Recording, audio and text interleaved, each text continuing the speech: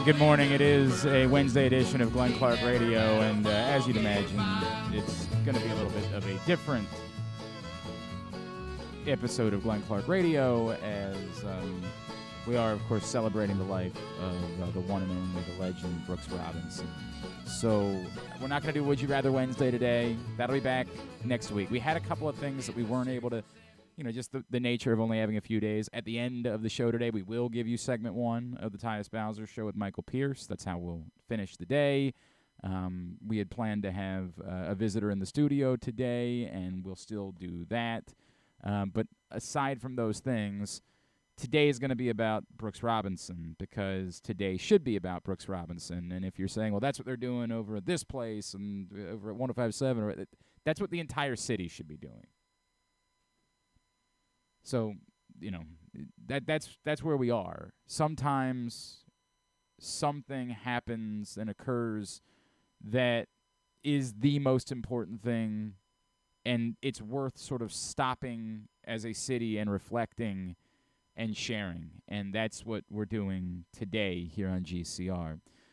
I still have to pay bills, so I will tell you that today's show is brought to you by the Baltimore County Police Department, who have a hiring event coming up in October 28th at the Public Safety Building on 700 East Joppa Road in Towson, where you can complete multiple parts of the hiring process, take the written test, the agility test, and any information that you want to find out about perhaps changing your career path with the Baltimore County Police Department. There will be members of the specialized units and everybody on hand that can give you some more information about that. It would be a great opportunity for you to find out more, to learn more, and to be as educated as you possibly could be about making that type of career change. In addition to that, it is a community event. It's a trunk or treat event, and an opportunity for your kids to get some candy in a safe environment. 410-887-4584. Join BaltimoreCountyPD.com.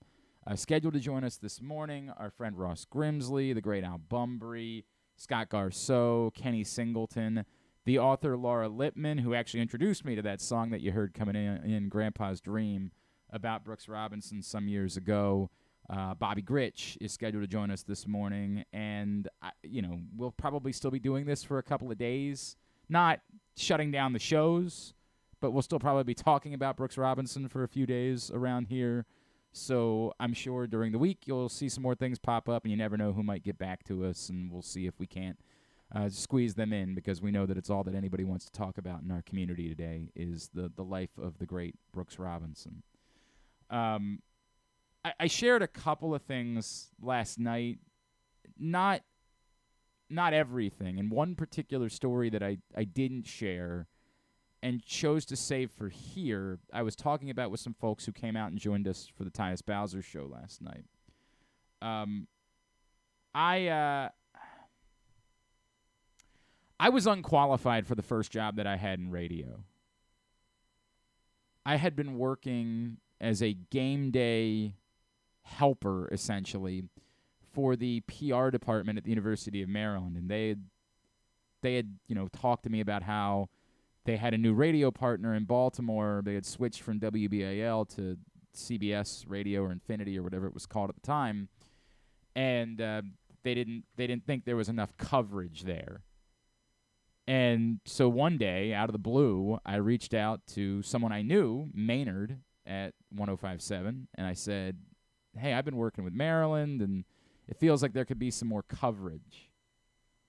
And Maynard said, "Great. When do you want to come on?" And I said, "What?" He said, "Next week, you want to call in before a game?" I said, "Sure." And so for a little while, when I was 22 years old, on the day of basketball games, I was calling into 105.7 to preview the game.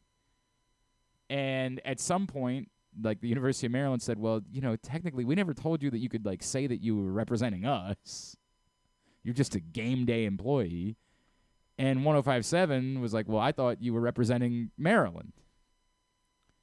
And so eventually, the powers that be at CBS Radio said, "Well, why don't we hire you?"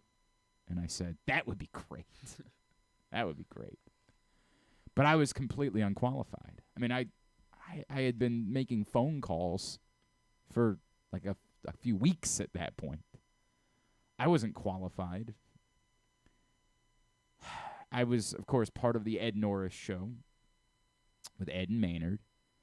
And I'd say 2 weeks into the job, I get a phone call.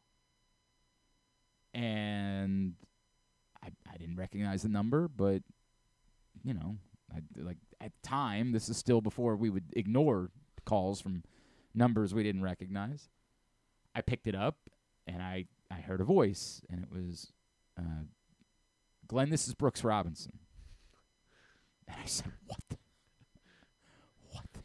And then you woke up and... Yeah, no, not at all.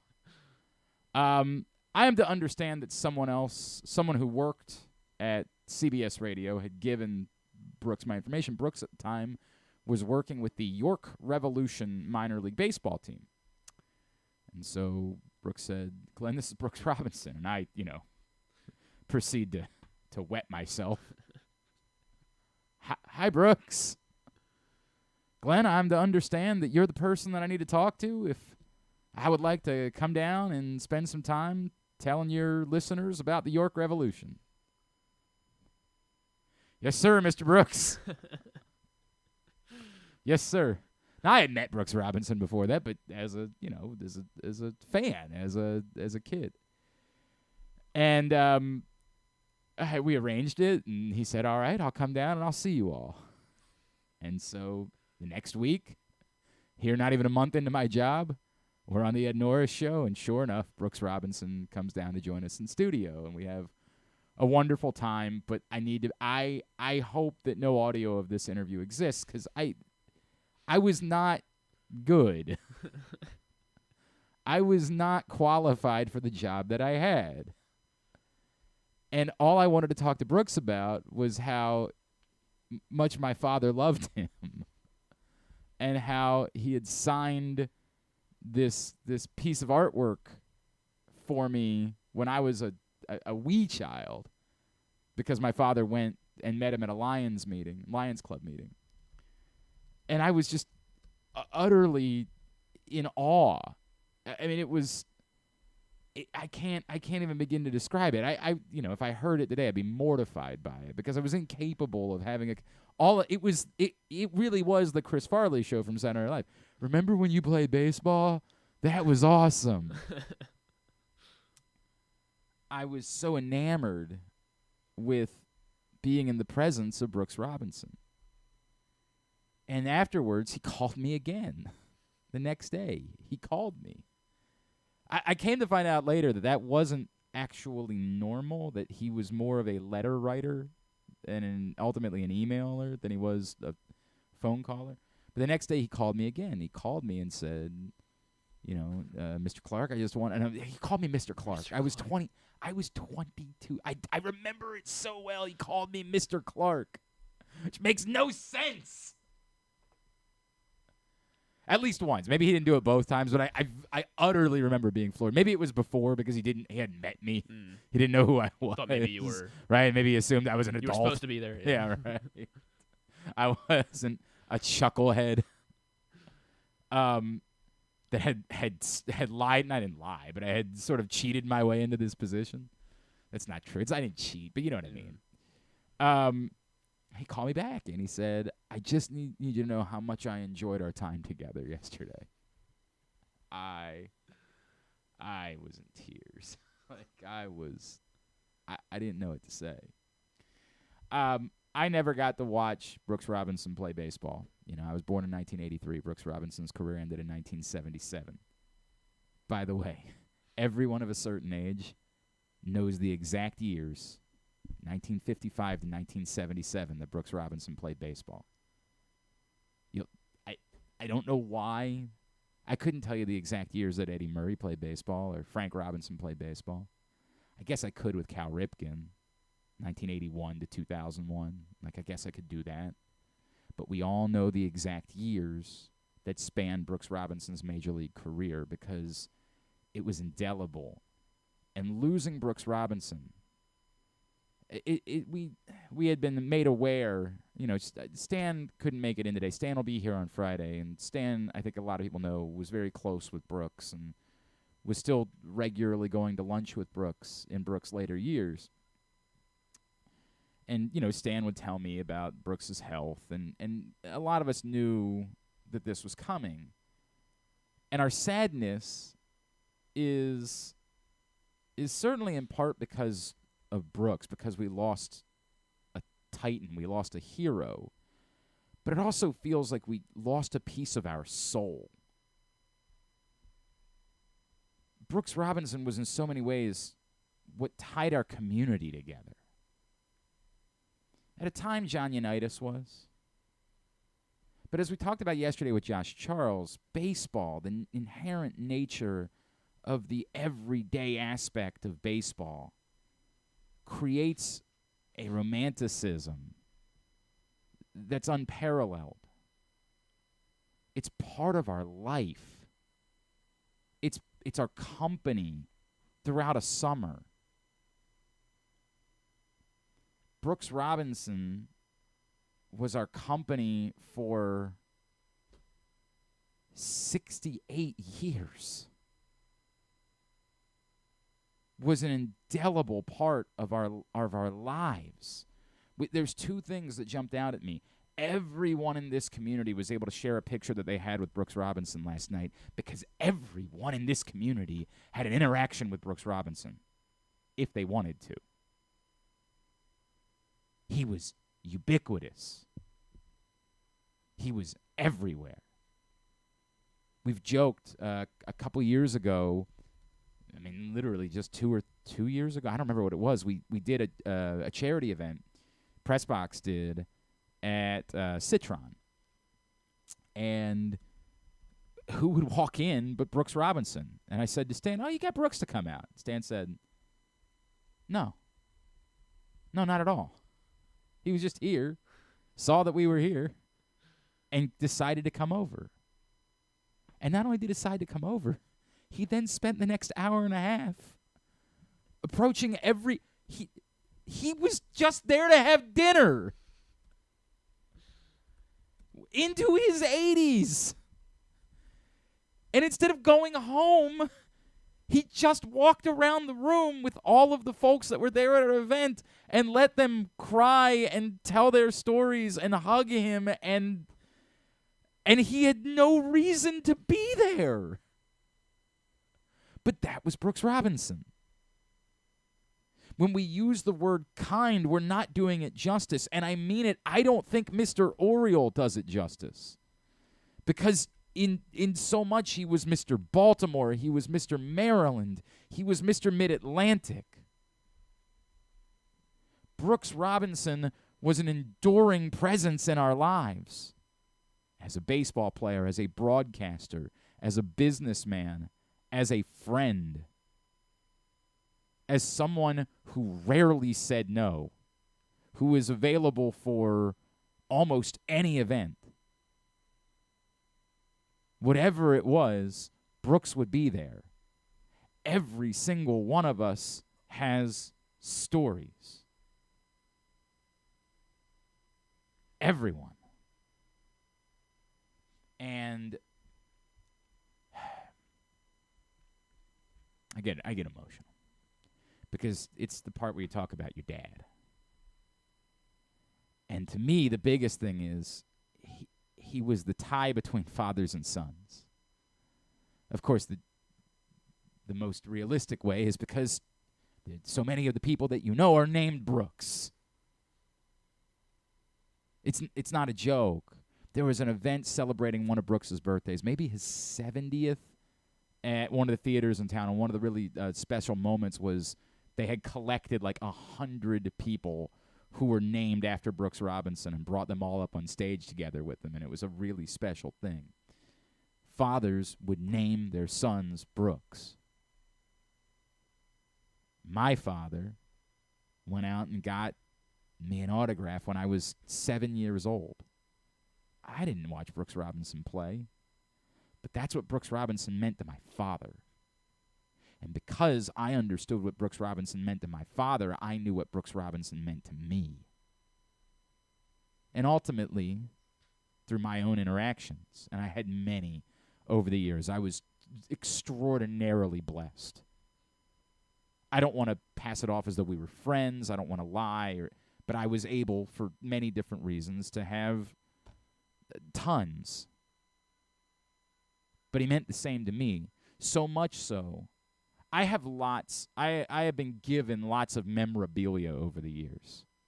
I don't know where the majority of it is. Like I hate saying, I have a pair of boxing gloves signed by Sugar Ray Leonard, which is it's really cool. I don't even know where they are. I'm not a memorabilia guy. It's not my thing. I'm not a possession person.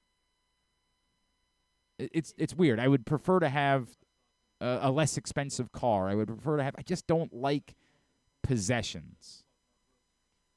But this autographed artwork that I have, Brooks Robinson, hangs outside my office at my house. It's the singular piece of memorabilia that I display in my home. The one. The only one. Because that's what Brooks Robinson meant to me and to my father and to our city. And we're going to celebrate him this morning here on GCR. First up, friend of mine, former Orioles pitcher, and of course you see him with Stan and Luke every week at facebook.com/PressBoxSports. Are you telling me to hang on? Oh, okay. We lost him apparently. My apologies. I'll tell you real quick because this is going to be difficult this morning to try to do commercials. I'll tell you real quick that today's show is brought to you by your local Toyota dealer and buyatoyota.com. The Toyota Tacoma comes in a range of models and trim lines, so you can choose the perfect Tacoma to reflect your unique personality and driving habits. Check out buyatoyota.com for deals on new Tacomas from your local Toyota dealer today. Former Orioles pitcher, and again, you see him every week with Stan and Luke. He is our friend, Mr. Ross Grimsely, and he's back with us now here on GCR. Ross, it's Glenn.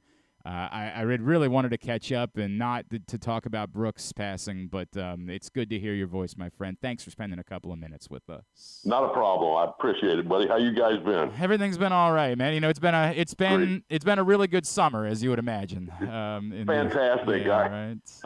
I've been down here. I get to see a little bit of it, but and it's been pretty exciting, and so happy for those young guys and in the city, the fans. This is something they've waited for a long time. It's finally here.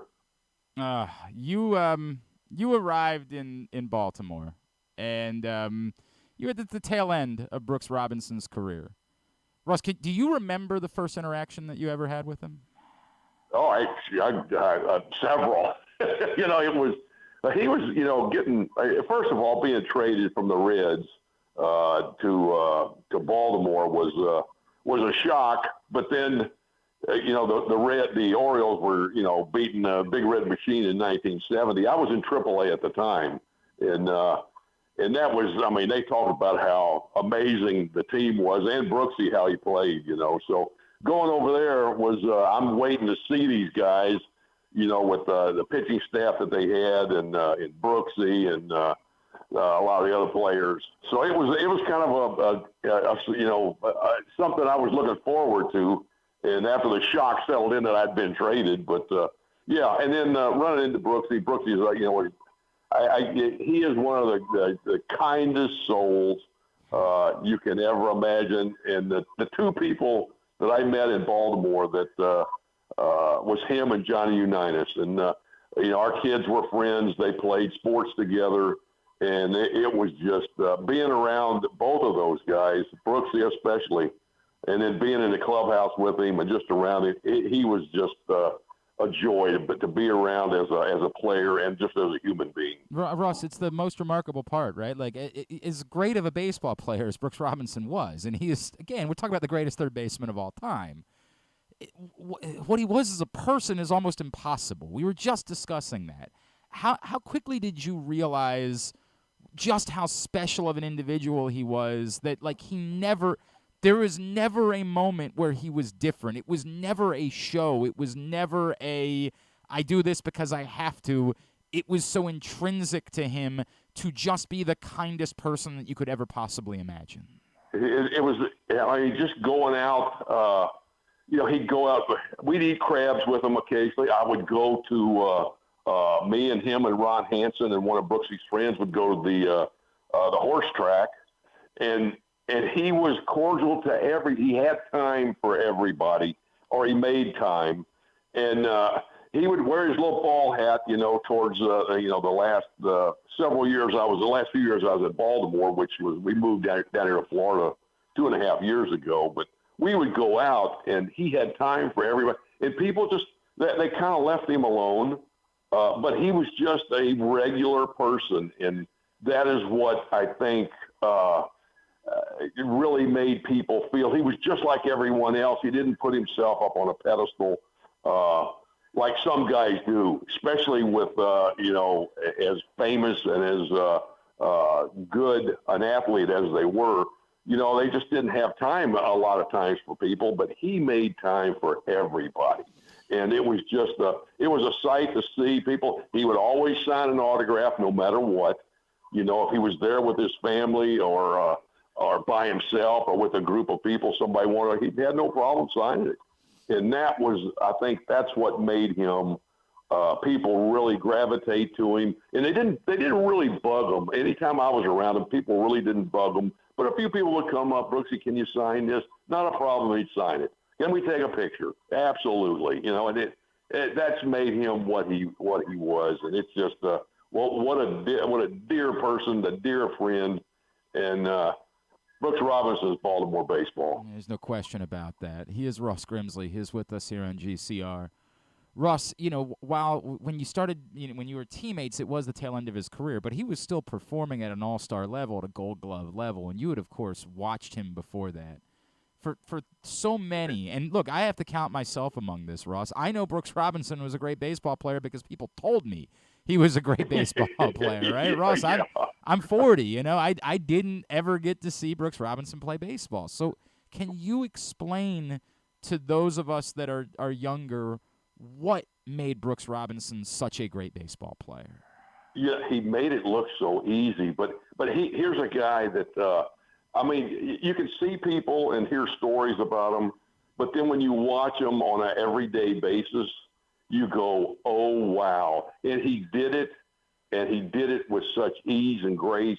It was just and one of the really, he used to come to the fantasy camps that we had when the Orioles had them, and he would play third base, and, Weaver was there. This was many years ago when the guys would still play against the campers. And he was making, obviously not the same,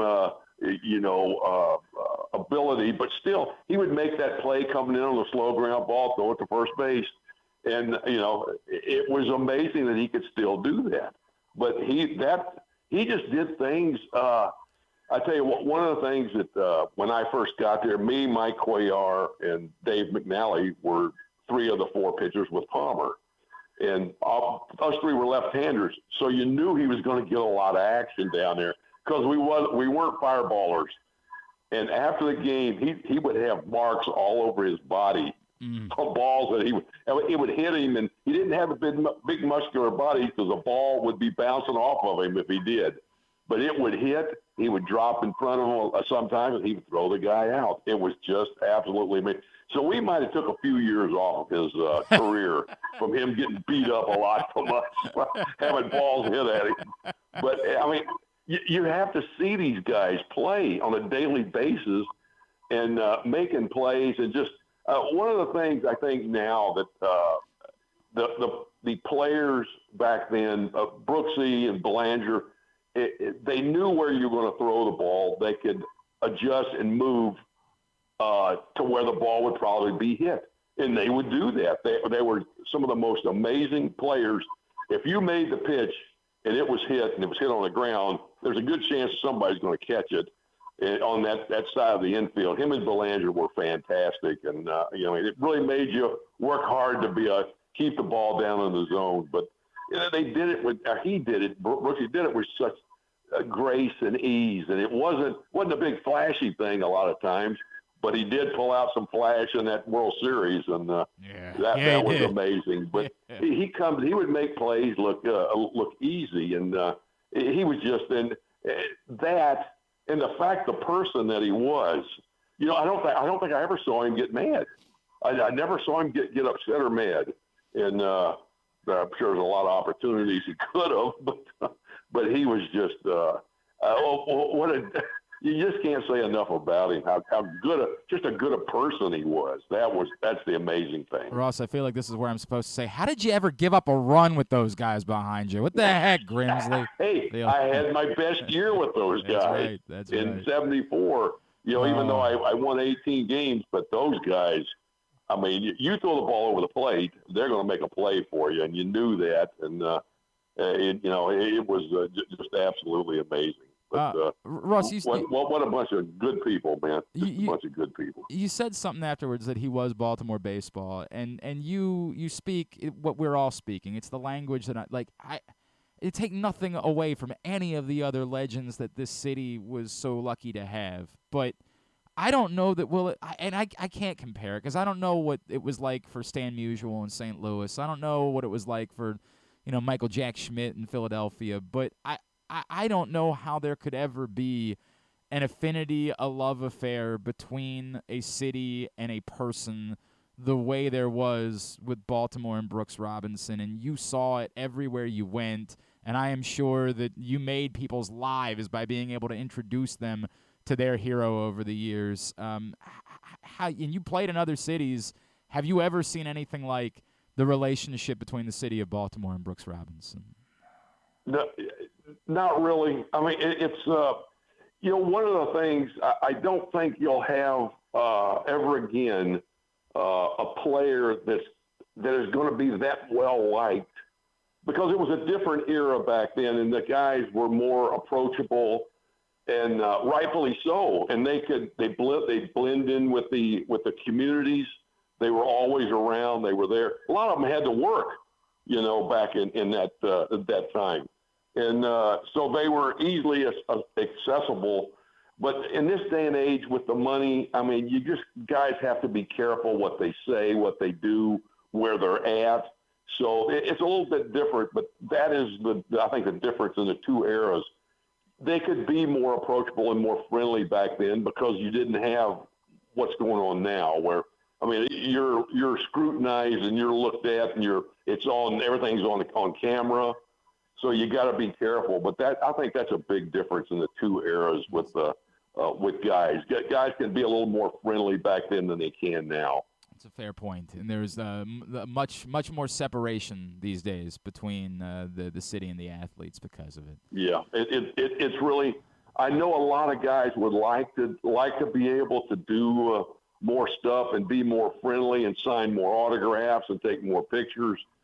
But it's just they can't put themselves in those positions because, I mean, who knows what can happen. I mean, you see it all the time, especially in politics and a lot of times in sports as well. So you just have to be careful, and that takes away, I think, the approachability, I guess you could say, of the fans and the player. They just got to be really careful.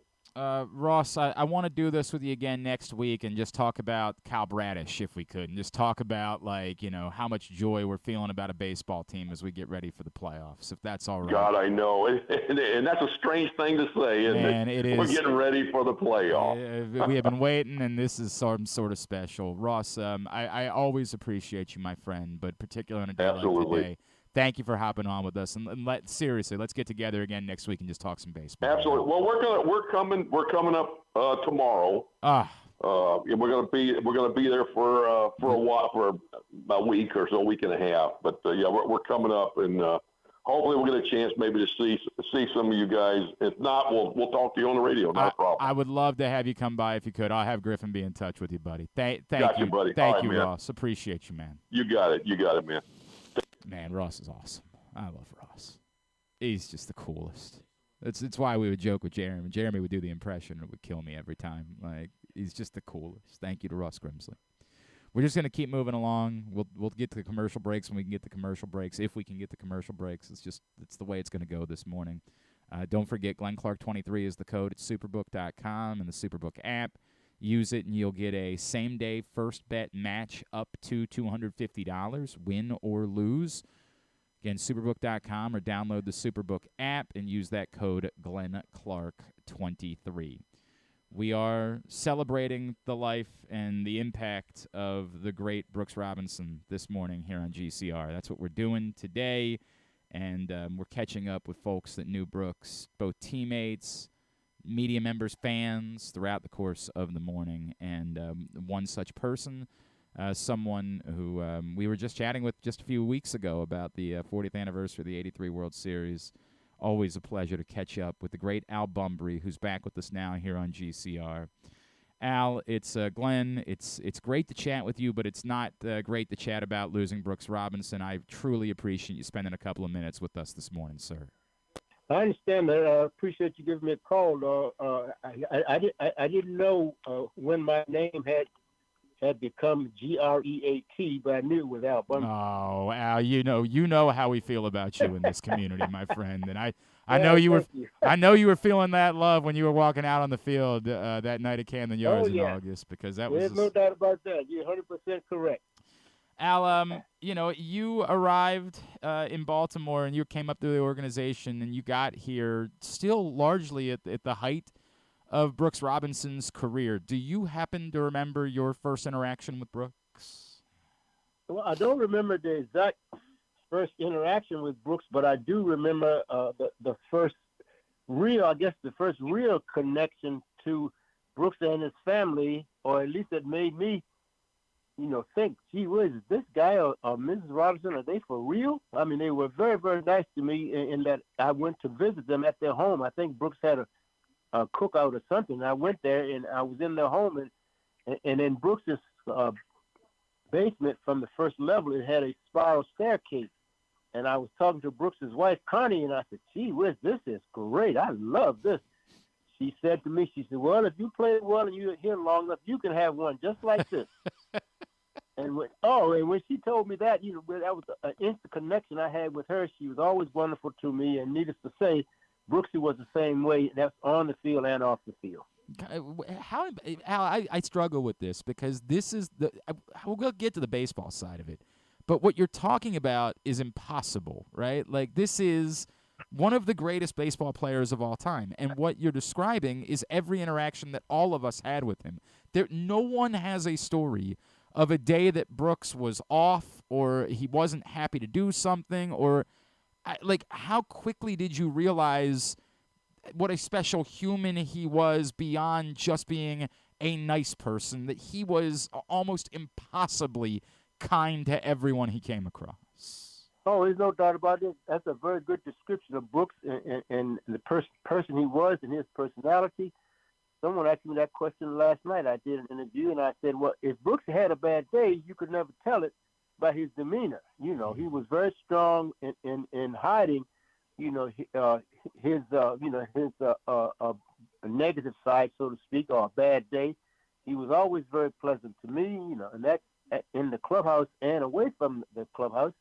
I remember once, when I wanted to try to play at Caves Valley, which is where he lived, and I got a lukewarm response from Jim Palmer about him taking me over there. And I went and talked to Brooks, and Brooks said, oh, B, he said, the very next time we have an opening, we'll take you. And it must have been 3 or 4 days later, a week at the most. He said, B, can you play? I said, sure. He said, come on over. Wow. So he took me to play there. We had a great time. But that's just the way Brooks was. And he even, since he retired and I've been retired, I can drive over to Caves Valley and drive to his house and ring the doorbell, and he welcomes me with open arms. I didn't have to announce myself. Maybe it would have been more appropriate if I did, but a lot of times I didn't. But he never turned me away. That's just the kind of person he was. Oh, that's so special. Man, that is a special story. Al Bumbry is with us here on GCR.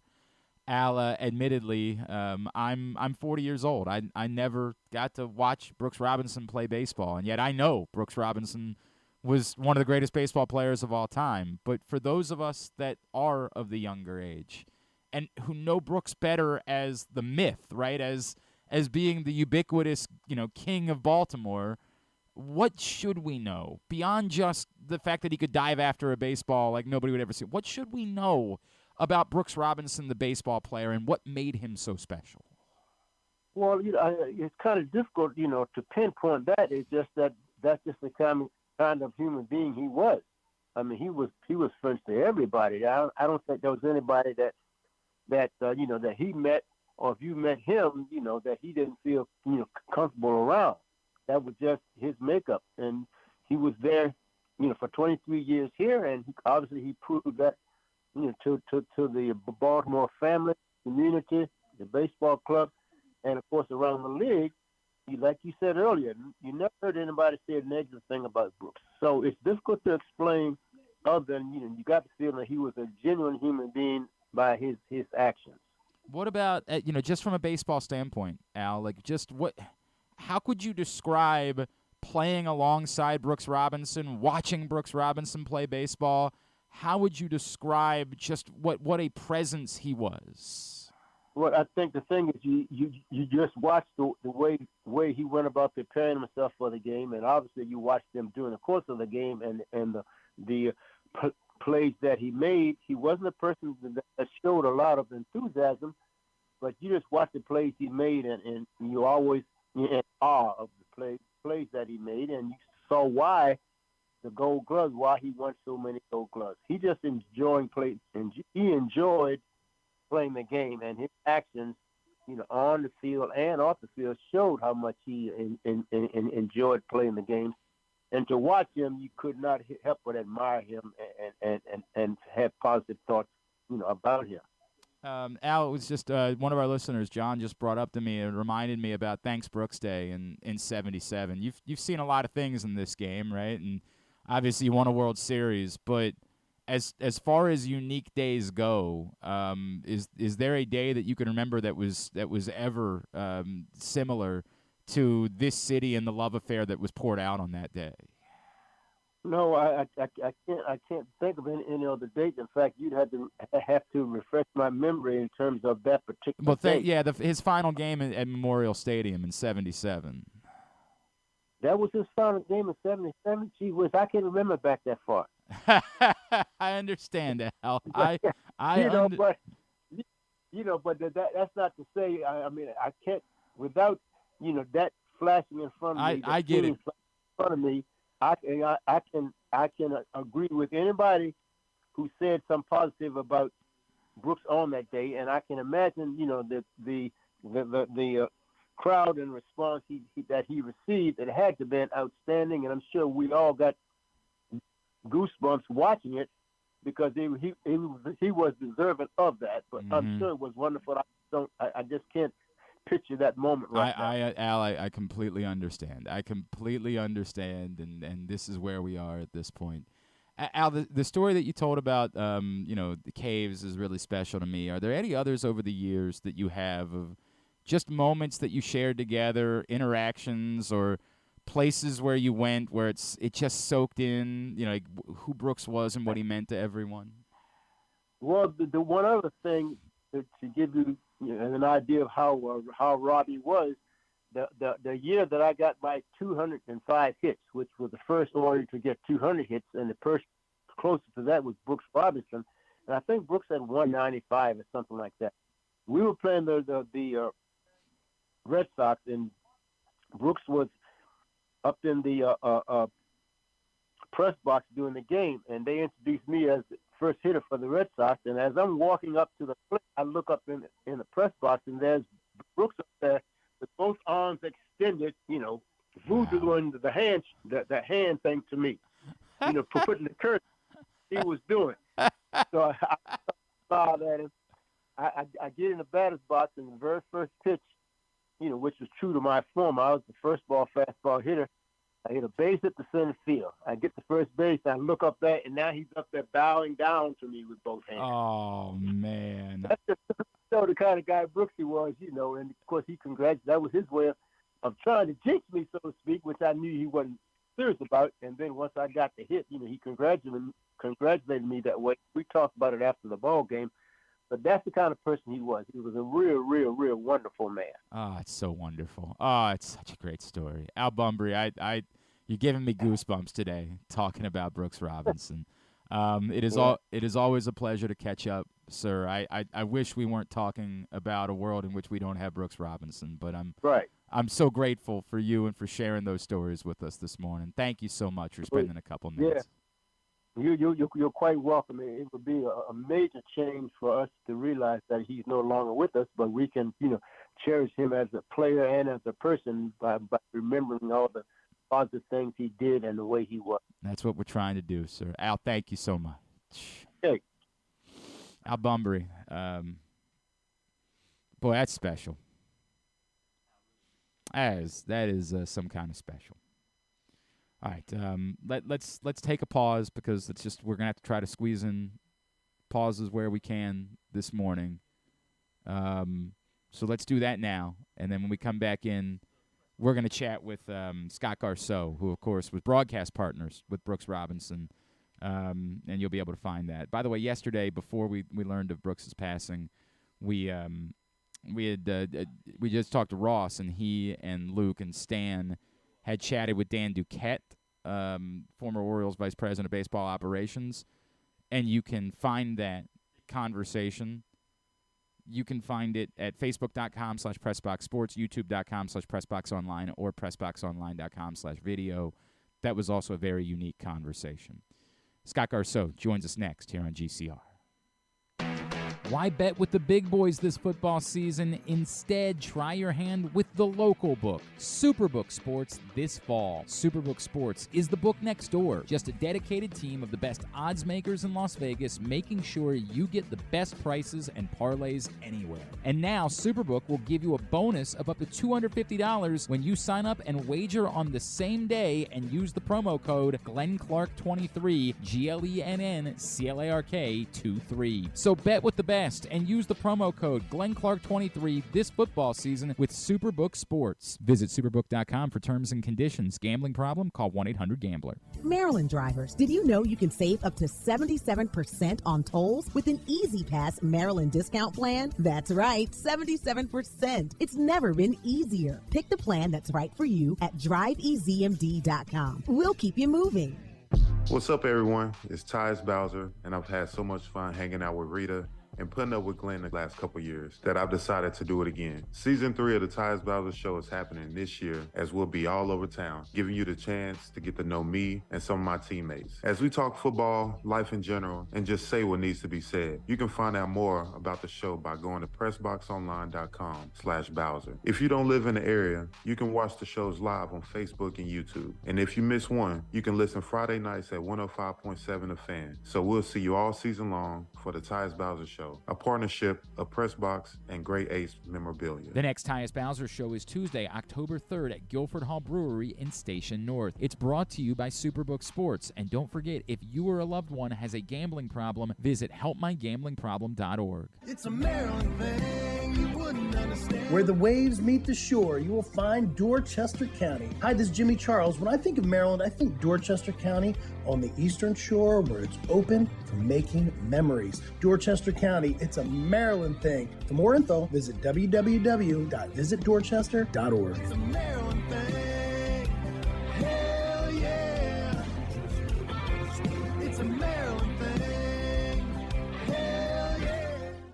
The Baltimore County Police Department is now hiring with competitive salaries, including for experienced police officers, starting salaries between over $68,000 and over $82,000 based on your prior service time, accepting up to 7 years of service times with only 6 weeks in the academy, minimum of 2 years prior experience. And police cadet starting salaries at over $32,000 must be between the ages of 18 and 20, but you can apply starting at 17 and a half. Must have a high school diploma or GED equivalent at the time of the hire, U.S. citizen at the time of the hire, and a valid driver's license. So if you have a passion for service and want a career for life, now is the time to join the Baltimore County Police Department. Call 410-887-5542 or visit joinbaltimorecountypd.com.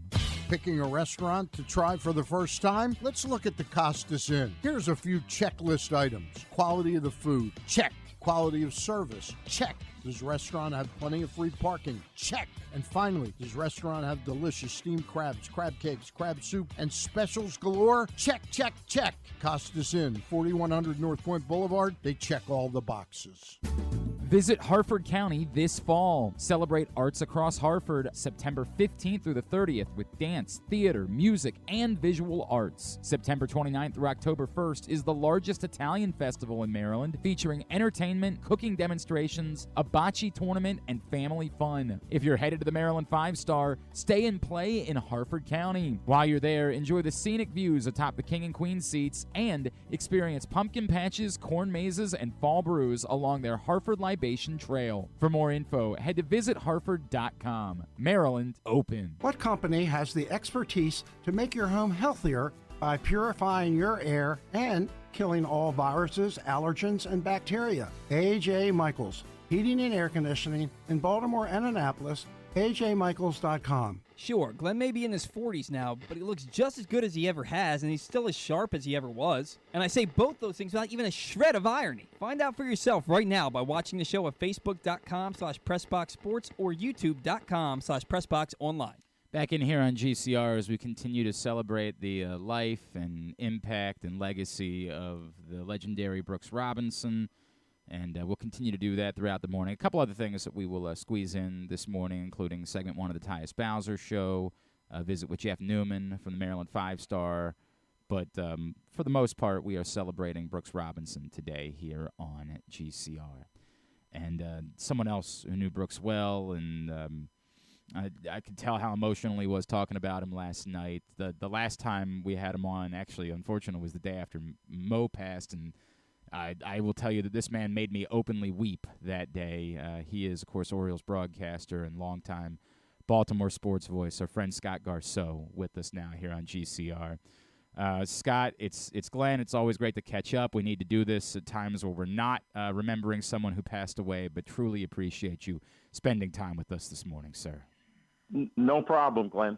Scott, you present a different perspective of your friendship and unique life, knowing Brooks Robinson as someone who was a coworker, obviously, and a partner, and traveled with him.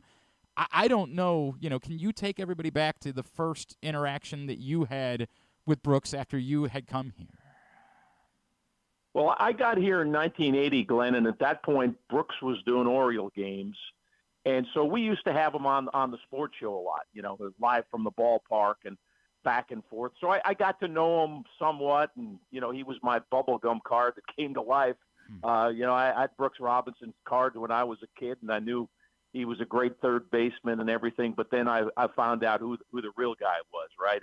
And MVP for Brooks for most of the country stood for most valuable player, and he was one in the American League, in the World Series, and the All-Star game. But for those of us around Baltimore, MVP stood for most valuable person. Mm-hmm. We all had a Brooks story, an encounter that just made us Brooks Robinson fans. And for me, 1981 was the first game I worked with Brooks on Orioles TV, and I was in my late 20s. And here was this guy that I admired from a distance, and then got to know, and just had so much respect for him. And we joke. I remember coming through the airport in Arlington after a Ranger series, and some fans recognized Brooks, stopped him, and pictures, autographs, and spent a few minutes, and we're walking down the concourse. I said to Brooks, "Hey, Brooks, you know what a collector's item is?" And he looked at me kind of strange. He said, "What's that, Scotty?" I said, "A ball you haven't signed." And we had a good laugh, but never saw him have a bad day at the ballpark, in the team hotel. Transportation, fans I always saw him, came up to him. And one of the amazing parts to me was how players, because usually players try to be cool. "Hey, Brooksy, how are you?" George Brett would come running to him like a 10-year-old kid. He just loved Brooks Robinson. George Brett wore number 5 because Brooks wore number 5. And I remember George Brett telling me, we're just talking about Brooks and what a guy he was, and George said how he admired him. He said, I'd take a bullet for that guy. I mean, that's how much George Brett loved him. Sean Landetta, 20-some years in the NFL, wore number 5 for most of those years because he was a Baltimore kid, and Brooks was his guy. So many of those stories, and just the admiration for the man, not the player, the man, and what he stood for. Scott, for you, what was it like to go from, someone that you admired, someone that was a baseball hero, to a friend, to a confidant? Can you tell me what that meant for you and what it was like to experience that. Yeah, in the end, it was just strip away the Gold Gloves and the All-Star games and everything he accomplished. He was just a special person, and it didn't matter. I told a story about doing a game early in Camden Yards, first 2-3 years, where President Clinton came up for the game, and we were told that he would be with us, let's say, for a half inning in the second or third inning, and he was on a real tight schedule, so we'd have him for a half an inning, and the deal was I would interview him in the back of the booth, and then he'd sit down with John Miller and Brooks, and he would only do a half inning because he was on a real tight schedule. Okay, so the president comes up, we do the interview, he sits down, got an Oriole jacket on, it's a beautiful day at Camden Yards, and I'm sitting next to him looking at him, and he is like a 12-year-old kid that's seeing his first Major League Baseball game. And not because, I mean, Camden Yards and the game and the sunshine, all that was good, but he was sitting next to Brooks Robinson. And remember, President Clinton was from Arkansas, and Brooksy, the Little Rock guy, and he was in love. He was like all of us at 10, sitting next to our hero. Here was the president. But it wasn't just the president, it was the common guy who loved Brooks, and Brooks loved the common guy as much as he loved the president, whether it was on a golf course or in a grocery store, wherever it was. Brooks always made everybody feel special. And that's what it was like being around him. He made you feel special, but you just saw what he did to everybody else around him. And everywhere we went, everybody loved Brooks. Scott, what you reflect, Scott Garceau is with us here on GCR as we're celebrating Brooks Robinson. Scott, what you're reflecting is the thing that I've struggled to perfectly encapsulate, but this relationship, and I don't know, I can't speak to how Stan Musial was treated in St. Louis or, other Ted Williams in Boston. I don't know, right? But what I know is there's nothing like this. Like, there is no comparison that I could possibly come up with for the relationship that was shared between this community. Scott, I'm 40. Like, I joke about it. I never saw Brooks Robinson play, and yet the only piece of memorabilia I have on display in my home is something that my father had Brooks sign for me when I was 7 years old, because I know how important of a figure he was. I don't know how to compare it. I don't think there will ever be a relationship between a human and a city that was as special as the one that Brooks shared with ours. I agree. And we've had so many legends in our town. Brooks came here in, 55? He was 18 years old, and he was playing third base for the Orioles. He'd played second base his whole career until then, and then suddenly they thought it would be a good idea to try him at third. That worked out pretty good. But I agree. I mean, John Unitas, who I think had more national clout maybe for what he did in pro football, and the NFL just kind of boomed in John's heyday, right? We talk about the greatest game ever played in '58, and John was kind of the driving force of that game. But I don't think John had a terrific connection. But John was a guy who would come in a room and would be in the corner with two or three guys, and they would say, "My God, what a great guy he is!" So humble. Brooks was the guy who walked in the room and lit up the whole room. That's just that they were different personalities. But I agree with you. But we've had, they're celebrating 60 years of Jim Palmer and Oriole baseball Friday night at the Yard. Well, 60 years, right, since he signed that first contract. And Jim came and basically never left. And Tom Maddie and Lenny Moore and Art Jim Donovan. Parker and some of those Art Donovan, those Colts Hall of Famers. And let's not forget Cal Ripken, of course, who, was born in this area and never left. We've been so lucky in this town. And Gordon Beard's old line about they name candy bars after stars in New York and Baltimore. We name our kids after Brooks. A quick story, John Bunning, who was a terrific linebacker for the Eagles, played on Vermeil's Super Bowl team, later got into coaching with the Saints and was a head coach at North Carolina for several years.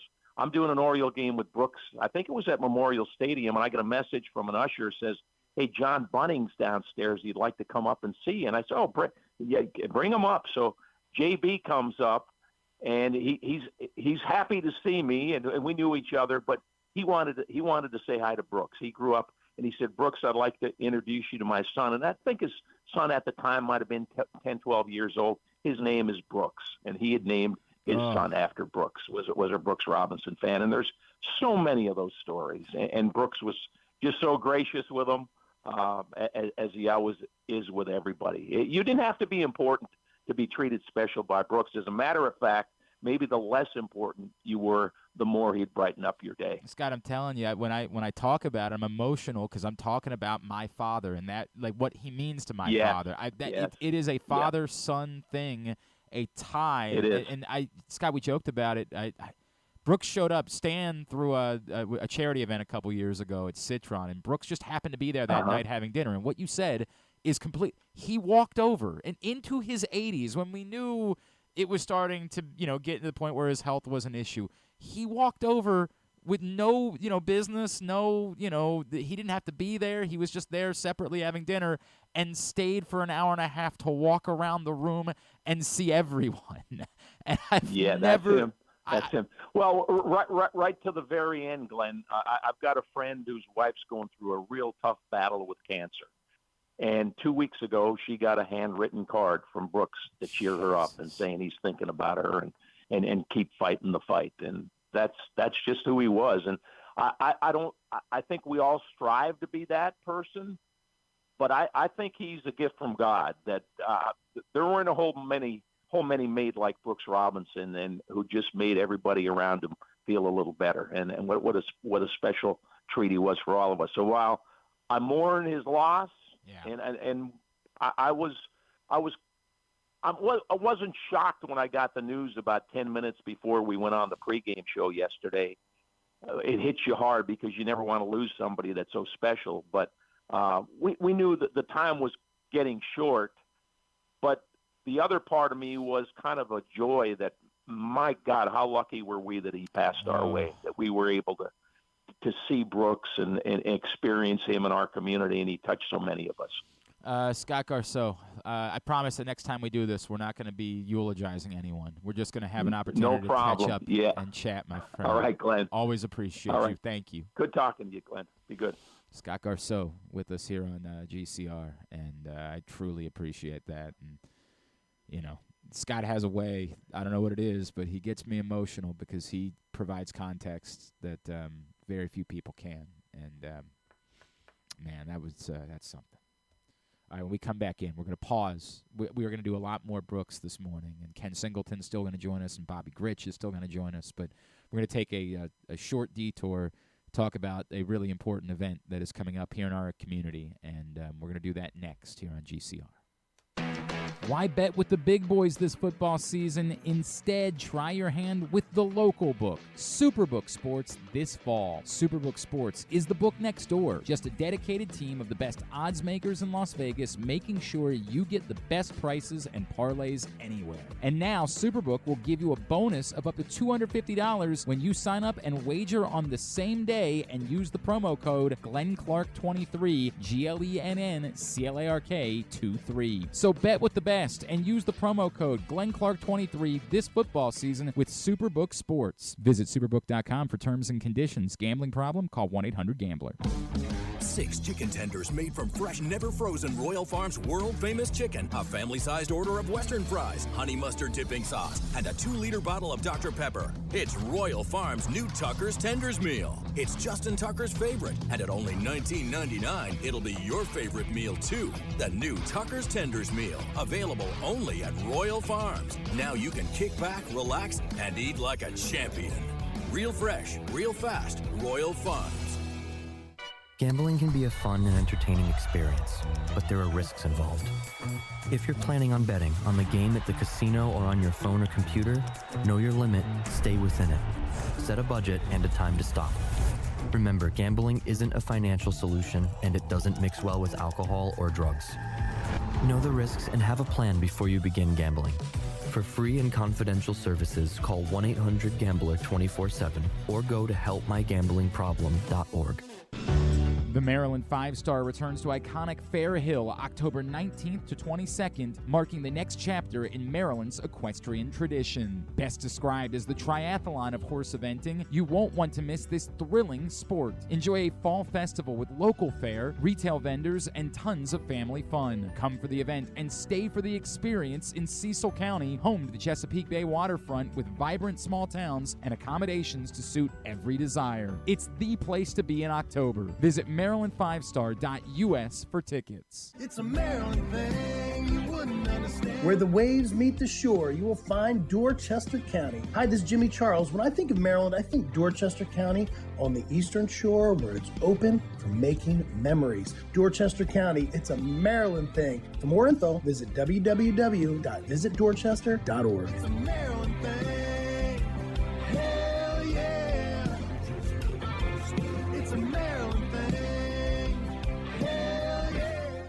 What's up, everyone? It's Tyus Bowser, and I've had so much fun hanging out with Rita and putting up with Glenn the last couple years that I've decided to do it again. Season 3 of the Tyus Bowser Show is happening this year, as we'll be all over town, giving you the chance to get to know me and some of my teammates. As we talk football, life in general, and just say what needs to be said. You can find out more about the show by going to pressboxonline.com/Bowser. If you don't live in the area, you can watch the shows live on Facebook and YouTube. And if you miss one, you can listen Friday nights at 105.7 The Fan. So we'll see you all season long for the Tyus Bowser Show, a partnership of Pressbox and Great Ace Memorabilia. The next Tyus Bowser Show is Tuesday, October 3rd at Guilford Hall Brewery in Station North. It's brought to you by Superbook Sports. And don't forget, if you or a loved one has a gambling problem, visit helpmygamblingproblem.org.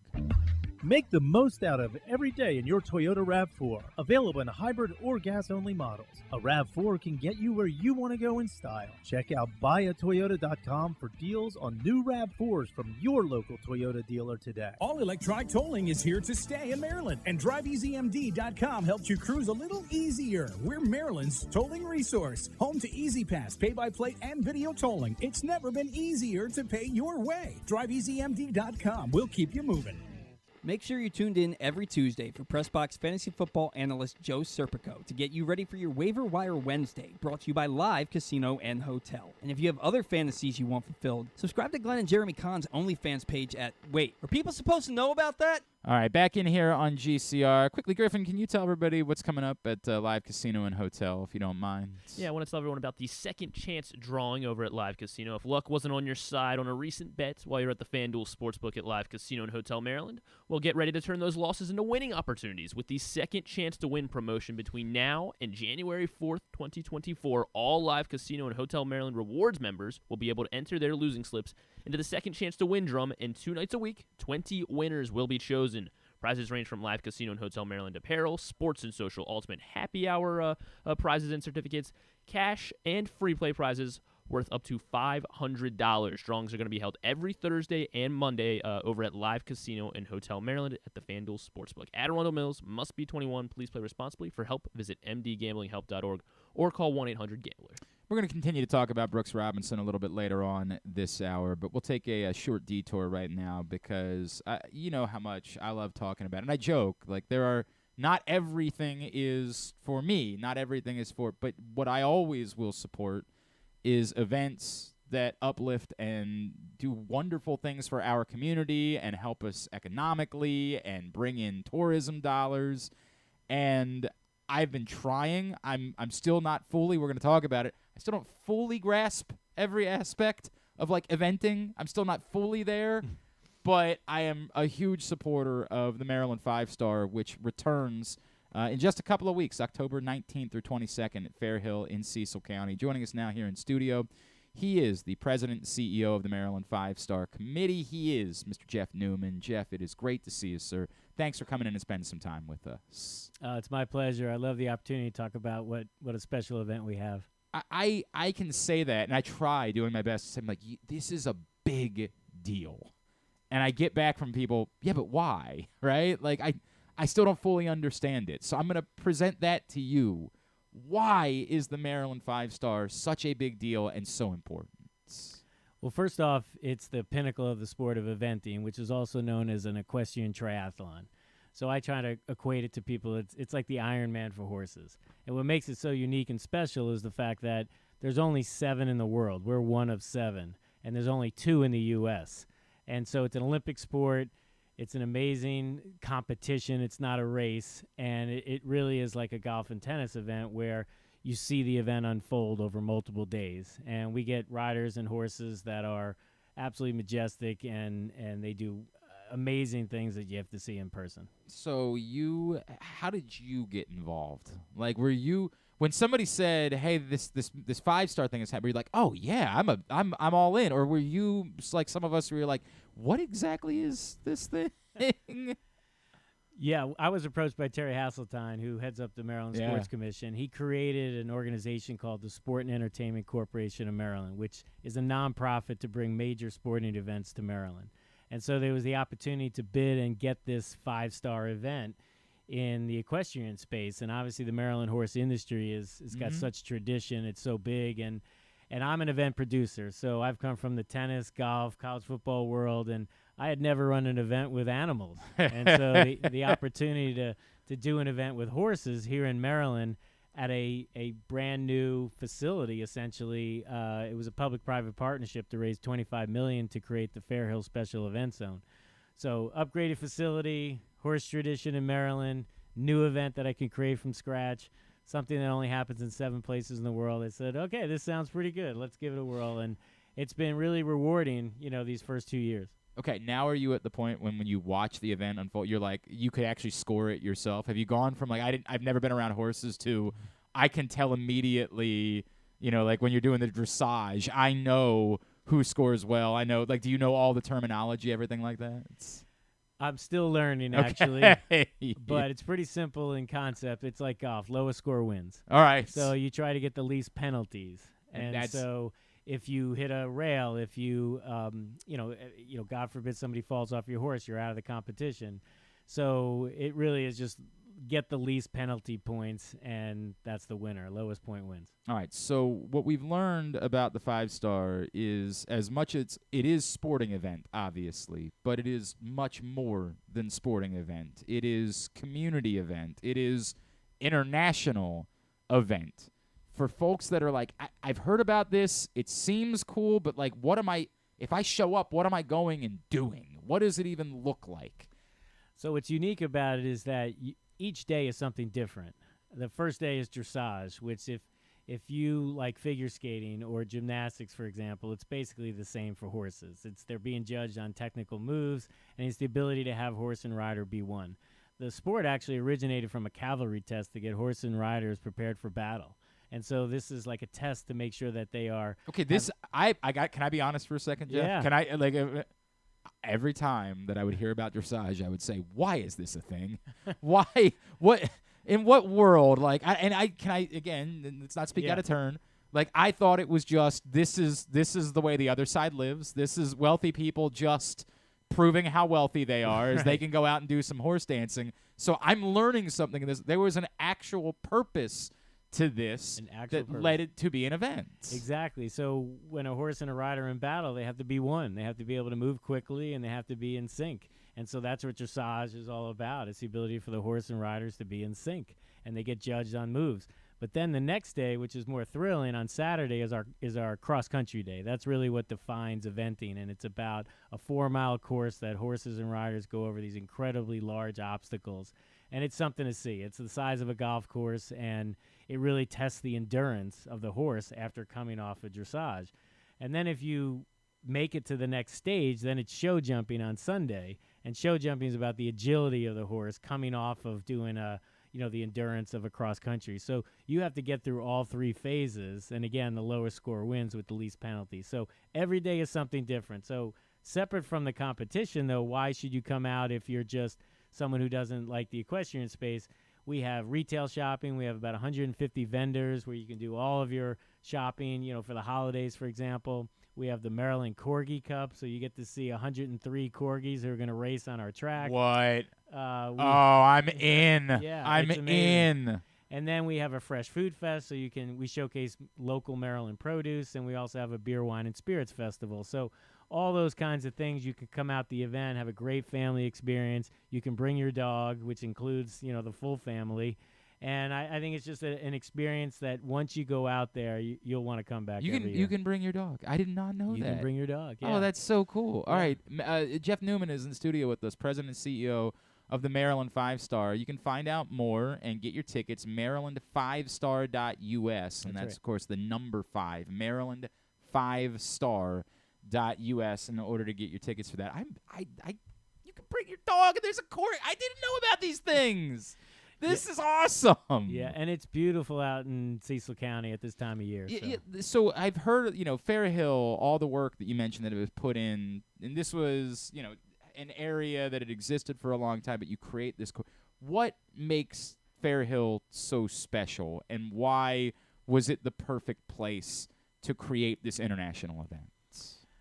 So there was the creation of a horse park system, by the Maryland Horse Industry Board in combination with, the Maryland Sports Commission and others. So it was identified as the perfect location for certain disciplines, dressage, show jumping, and eventing.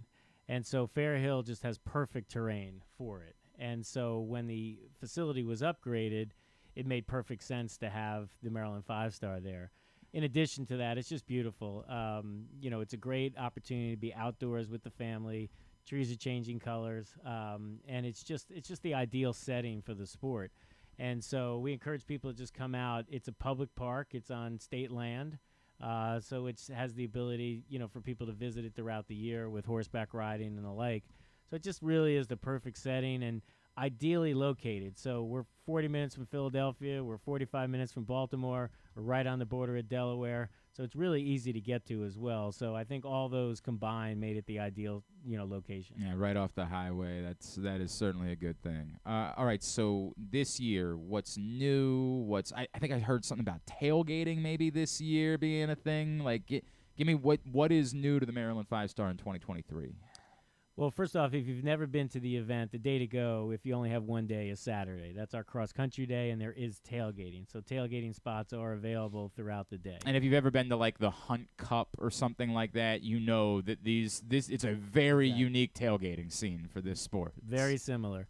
Tailgating's involved, but we have something new we're introducing this year called MD 5-Star Radio, and it's powered by Brown Advisory, our presenting sponsor. And so you're going to have the ability to get an earpiece this year where you can listen to the broadcast commentary as you're watching dressage, as you're watching show jumping. So that's something new this year. For idiots like me that have no idea how one is any different than the other, exactly. I'll be able to have that. And you mentioned your history. I went to the City Open plenty of times over the years.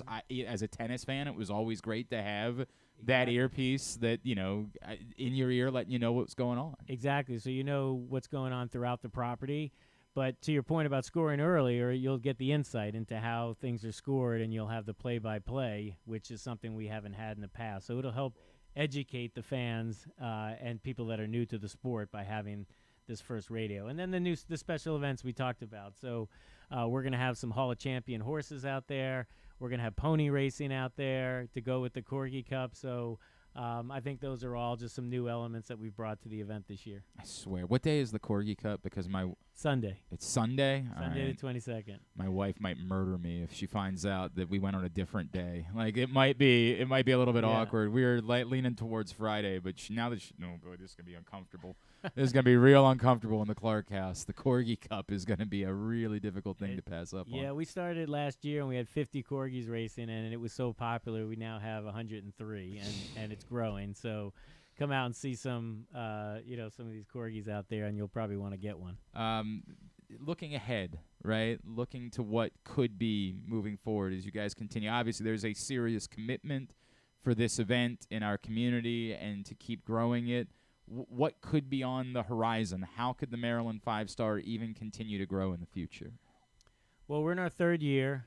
We had 25,000 people last year, but the capability for these events, because the other 5-Stars, like the ones in the UK and in Kentucky, they get anywhere from 80,000 to 150,000 people. And like I said, once you go out there and you see what we're showcasing, I think people want to come back year after year. But we want people to think of this event very similar to how they view the Preakness. Every year they put it on your calendar and say it's a must-see event. And we want it to be, the equivalent to that in the fall. So we want people to think that it's the place to be in October. and, really view the event in a similar way. And I think if we can get to that point, this will be a real anchor event for Maryland. It'll drive tremendous tourism, be on the international stage. And that's really our goal, is we want people to think it as another major event, especially in the equestrian space, similar to Preakness. All right, what else should people know? Obviously, we're going to keep directing them to MarylandFivestar.us, but what else should they be thinking about as they either make a decision about whether to come out, or if they've decided to come out, what else should they know about the weekend? Well, we just partnered with Great Wolf Lodge. It's a brand-new facility, resort in Perryville, which is 20 minutes away. So you can make a vacation out of it. You can make a family trip out of it and stay multiple days. So if you have young kids and you want to have a great experience, go to Great Wolf Lodge. We have a promotional rate. We also have partnered with Hollywood Casino, so we have something for the adults at night. And then we want everyone to come out to the event. So we have the amenities now to really create a multi-day family experience. So we encourage people to look into that, but also just, follow us on social, Maryland 5-Star. Of course, check out our website, MarylandFivestar.us. And like I said, if you're looking to just come one day, Saturday would be the day, but hopefully people can come out multiple days. Jeff, I love this. I love what it does for the region and shows a positive light to the world about our community. And that's I don't think you can fully grasp what that means entirely. I don't know that you can define it with a number, with an attendance figure, a dollar amount. And I know that economically it has been very good for our community already, but I think there are things that go far beyond that about events like this that exist in our area. So, yeah, I think just come experience eventing. It's really spectacular to see. These horses are they're amazing to look at, and it's really up close and personal.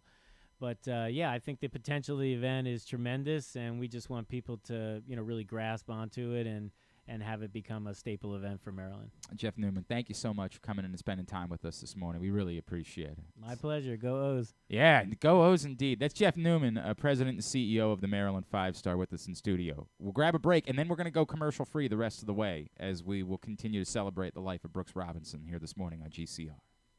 The Baltimore County Police Department is now hiring with competitive salaries, including for experienced police officers, starting salaries between over $68,000 and over $82,000 based on your prior service time, accepting up to 7 years of service times with only 6 weeks in the academy, minimum of 2 years prior experience. And police cadet starting salaries at over $32,000 must be between the ages of 18 and 20, but you can apply starting at 17 and a half. Must have a high school diploma or GED equivalent at the time of the hire, U.S. citizen at the time of the hire, and a valid driver's license. So if you have a passion for service and want a career for life, now is the time to join the Baltimore County Police Department. Call 410-887-5542 or visit joinbaltimorecountypd.com. What company has the expertise to make your home healthier by purifying your air and killing all viruses, allergens, and bacteria? A.J. Michaels, Heating and Air Conditioning in Baltimore and Annapolis. AJMichaels.com. Gambling can be a fun and entertaining experience, but there are risks involved. If you're planning on betting on the game at the casino or on your phone or computer, know your limit, stay within it. Set a budget and a time to stop. Remember, gambling isn't a financial solution, and it doesn't mix well with alcohol or drugs. Know the risks and have a plan before you begin gambling. For free and confidential services, call 1-800-GAMBLER 24/7 or go to helpmygamblingproblem.org. All aboard! The Orioles train keeps on moving, and it's ahead of schedule. The Birds are motoring towards a playoff run here in 2023 as their magic number keeps getting smaller and smaller. I'm Paul Valley, and you can find me along with Zach Goodman every Saturday from 10 a.m. to noon right here on the Bat-Around. We'll navigate you through the playoff push as the Orioles look to put an exclamation point on what is turning out to be the best season of the last 40 years. So join us on the Orioles train, and let's enjoy the ride together right here on the Bat-Around. Visit Harford County this fall. Celebrate Arts Across Harford September 15th through the 30th with dance, theater, music, and visual arts. September 29th through October 1st is the largest Italian festival in Maryland, featuring entertainment, cooking demonstrations, a bocce tournament, and family fun. If you're headed to the Maryland 5-Star, stay and play in Harford County. While you're there, enjoy the scenic views atop the King and Queen seats and experience pumpkin patches, corn mazes, and fall brews along their Harford Libation Trail. For more info, head to visitharford.com. Maryland open. Picking a restaurant to try for the first time? Let's look at the Costas Inn. Here's a few checklist items. Quality of the food? Check. Quality of service? Check. Does restaurant have plenty of free parking? Check. And finally, does restaurant have delicious steamed crabs, crab cakes, crab soup, and specials galore? Check, check, check. Costas Inn, 4100 North Point Boulevard. They check all the boxes. The latest edition of PressBox is available now. On the cover, Bo Smolka dives into what's next for Lamar Jackson after receiving one of the biggest contracts in football history. Is Lamar ready to take the Ravens to the next level, now with a new offensive coordinator and new wide receivers? Also inside, we look at what new football coaches Brian Newberry and Pete Shinnick bring to Navy and Towson, respectively. And we meet players from the college football and soccer programs around the state. PressBox is available for free at over 500 area locations, including 60 Royal Farm stores. And you can always find the entire edition as well as the best daily coverage of the O's, Ravens, and Terps at PressBoxOnline.com. 6 chicken tenders made from fresh, never frozen Royal Farms world-famous chicken, a family-sized order of Western fries, honey mustard dipping sauce, and a 2-liter bottle of Dr. Pepper. It's Royal Farms' new Tucker's Tenders Meal. It's Justin Tucker's favorite, and at only $19.99, it'll be your favorite meal, too. The new Tucker's Tenders Meal, available only at Royal Farms. Now you can kick back, relax, and eat like a champion. Real fresh, real fast, Royal Farms. Whether your focus is luxury and comfort, convenience and technologically advanced connectivity, or sporty performance and aggressive styling, we've got the perfect Highlander for you. Check out buyatoyota.com for deals on new Highlanders from your local Toyota dealer today. Don't forget about Project Game Day after every Ravens game this season. It's kind of like this show, except Rita's also there, so I actually think it's pretty good. But hey, you're already here now, so why don't you go ahead and keep listening to GCR. All right, back in here on GCR as we continue on a Wednesday edition of the program. As I said earlier, no Would You Rather Wednesday today just because it's not the day. We're celebrating Brooks today. That's what we're doing today. And we'll get back to Would You Rather Wednesday next week. Just a 1-week respite, and we'll have fun with it next week. So that's where we are. Thanks to everybody who came out last night to Guilford Hall Brewery for the Tyus Bowser Show. Had a great time. You'll hear segment number 1 with Michael Pierce before we get out of here today. And if you missed us last night, shame on you. But you'll have your opportunity again next Tuesday back at Guilford Hall Brewery in Station North. Looking more and more like the Orioles will be off. They won't be playing during the wild card round. So just a fun way to spend a Tuesday night. Next Tuesday night, October 3rd, we'll be back at Guilford Hall Brewery in Station North for the Tyus Bowser Show. It's a partnership of PressBox and Grade 8's Memorabilia. And it's brought to you by Superbook Sports and HelpMyGamblingProblem.org. Now, we continue today to celebrate the life and legacy of Brooks Robinson, and we've been chatting with former teammates and folks who knew him professionally, and, of course, this man, you know, a legend in Baltimore baseball and someone who was with Brooks at the tail end of Brooks' career, but, of course, had before that been in baseball and a contemporary and a man that obviously knew Brooks quite well. He is the great Ken Singleton, and he's back with us here on GCR. Kenny, it's Glenn. It's great to talk to you, not in these circumstances, but really appreciate you taking a couple of minutes for us this morning. Well, thanks for the chance to talk about Brooks and, you know, certainly what he meant to the Baltimore area and Maryland and baseball in general. Ken, I wonder, you know, like how many interactions had you had with Brooks before you ended up with the Orioles, right? Like how well did you know him at that point? The country is, you know, a great baseball player. I mean,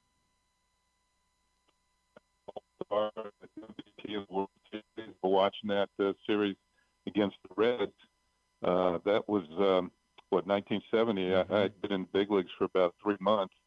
And every year, you know, as a kid, I'd watch the World Series. And, you know, Brooks was phenomenal in that World Series. And not only defensively, but the Orioles beat the Reds in 5 games. And although I never met Brooks before until I got traded to the Orioles. And I remember walking into the clubhouse in Miami, my first day, and the first person I met was Brooks Robinson. Wow. And he put his arm around me, welcomed me to the team. He's very gracious. I'll remember to forever what he said. He said that, like, Ken, welcome to the Orioles. You don't have to do it here all by yourself. A lot of good players here. I walked into the clubhouse and I looked around, and you sort of looked at Jim Palmer and Paul Blair and Don Baylor and Bobby Grich and Lee May and Mike Cuellar and Elrod Hendricks. I'm thinking, he's right. There's a lot of good players here, and it certainly it made you want to stay and try and contribute to a team like that. And I stayed for 10 years and finished my career with the Orioles. Ken, did you know about like Brooks's reputation as a person, or did you like have to experience that and understand like just how overwhelming of a human being he really was? Well, I knew that he had won the Roberto Clemente Award, which they just didn't hand out to anybody, and that means you had to make contributions not only to baseball but to your team, and also to your community. But I'll give you an example, Glenn. When I first got traded to the Orioles, Mark Belanger and his wife Dee threw a party for the team during spring training. And, the whole team gathered. Everybody was invited, the kids, everybody. My mom happened to be down in Miami at the time, just wanted to see what the Orioles were all about. And she came to the party, and she struck up a conversation with Brooks Robinson. And he was very gracious, very nice to her, very kind. And he became my mom's second favorite player on the team after me. And there were days where Brooks was a close 1B. Let's put it that way. I just think whenever their paths would cross, sometimes players leave the clubhouse before others do, and he would see my mom out in the waiting area, and he would talk to her, and he was just that's why he became her favorite. He was just that type of person, and it wasn't only her. I mean, it was everybody in town. Yep.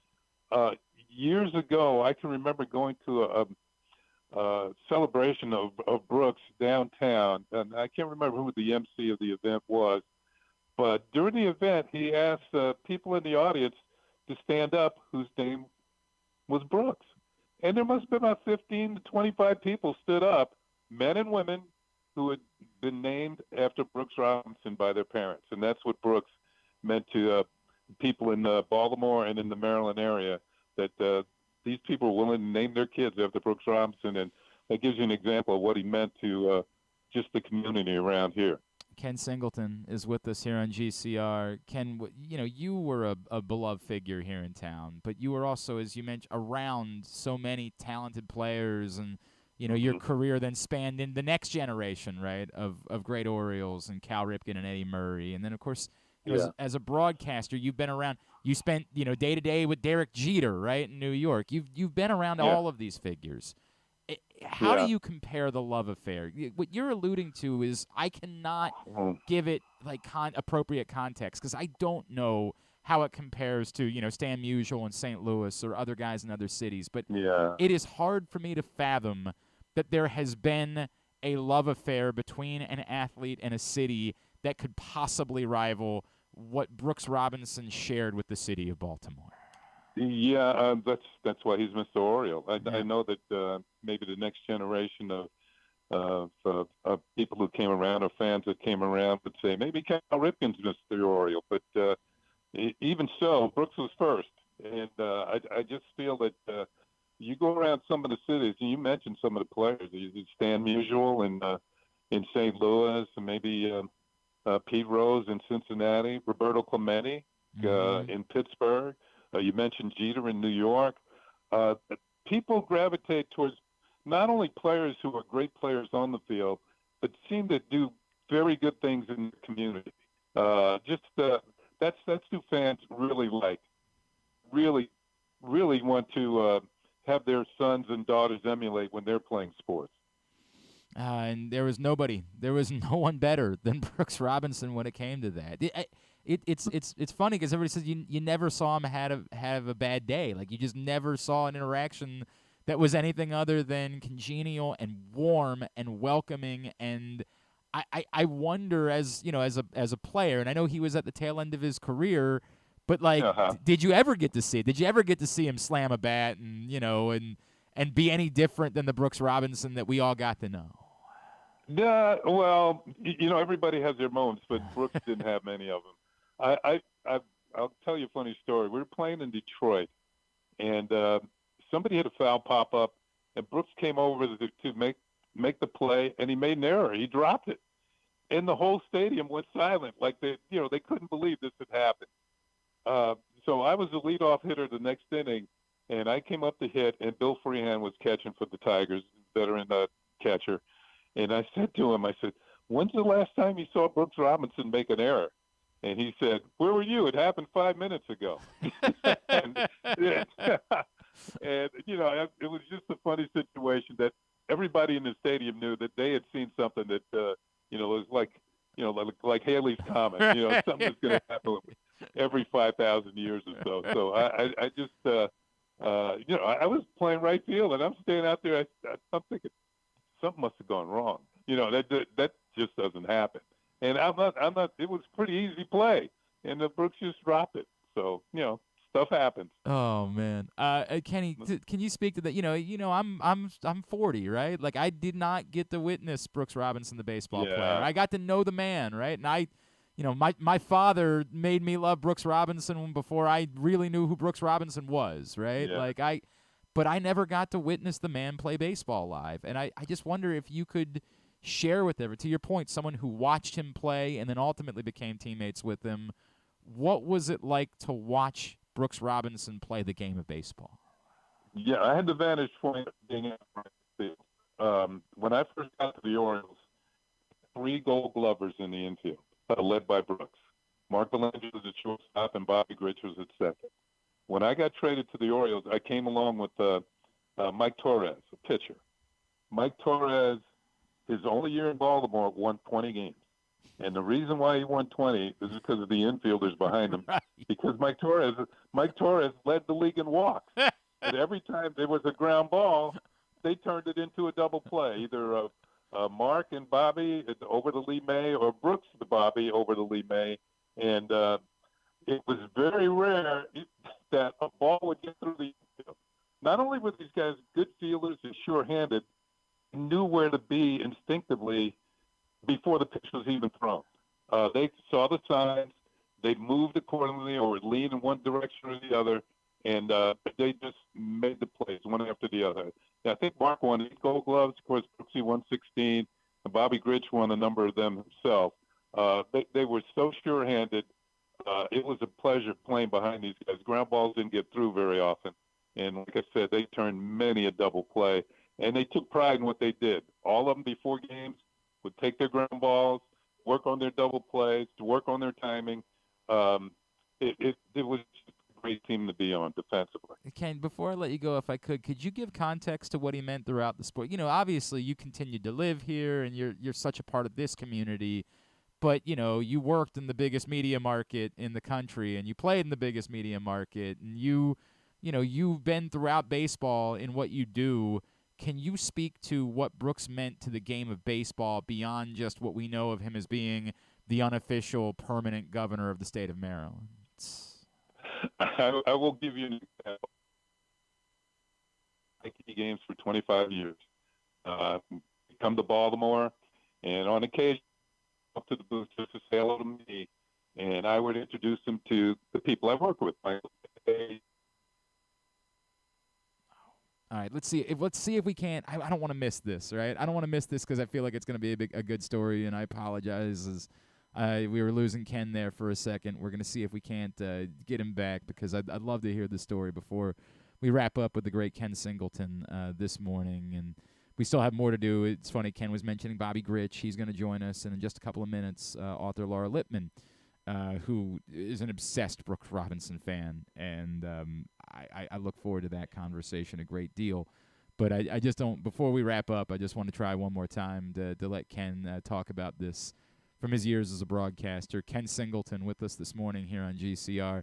And Ken, when we lost you, you were talking about, coming back to Baltimore, working with the Yankees. Okay. Yeah.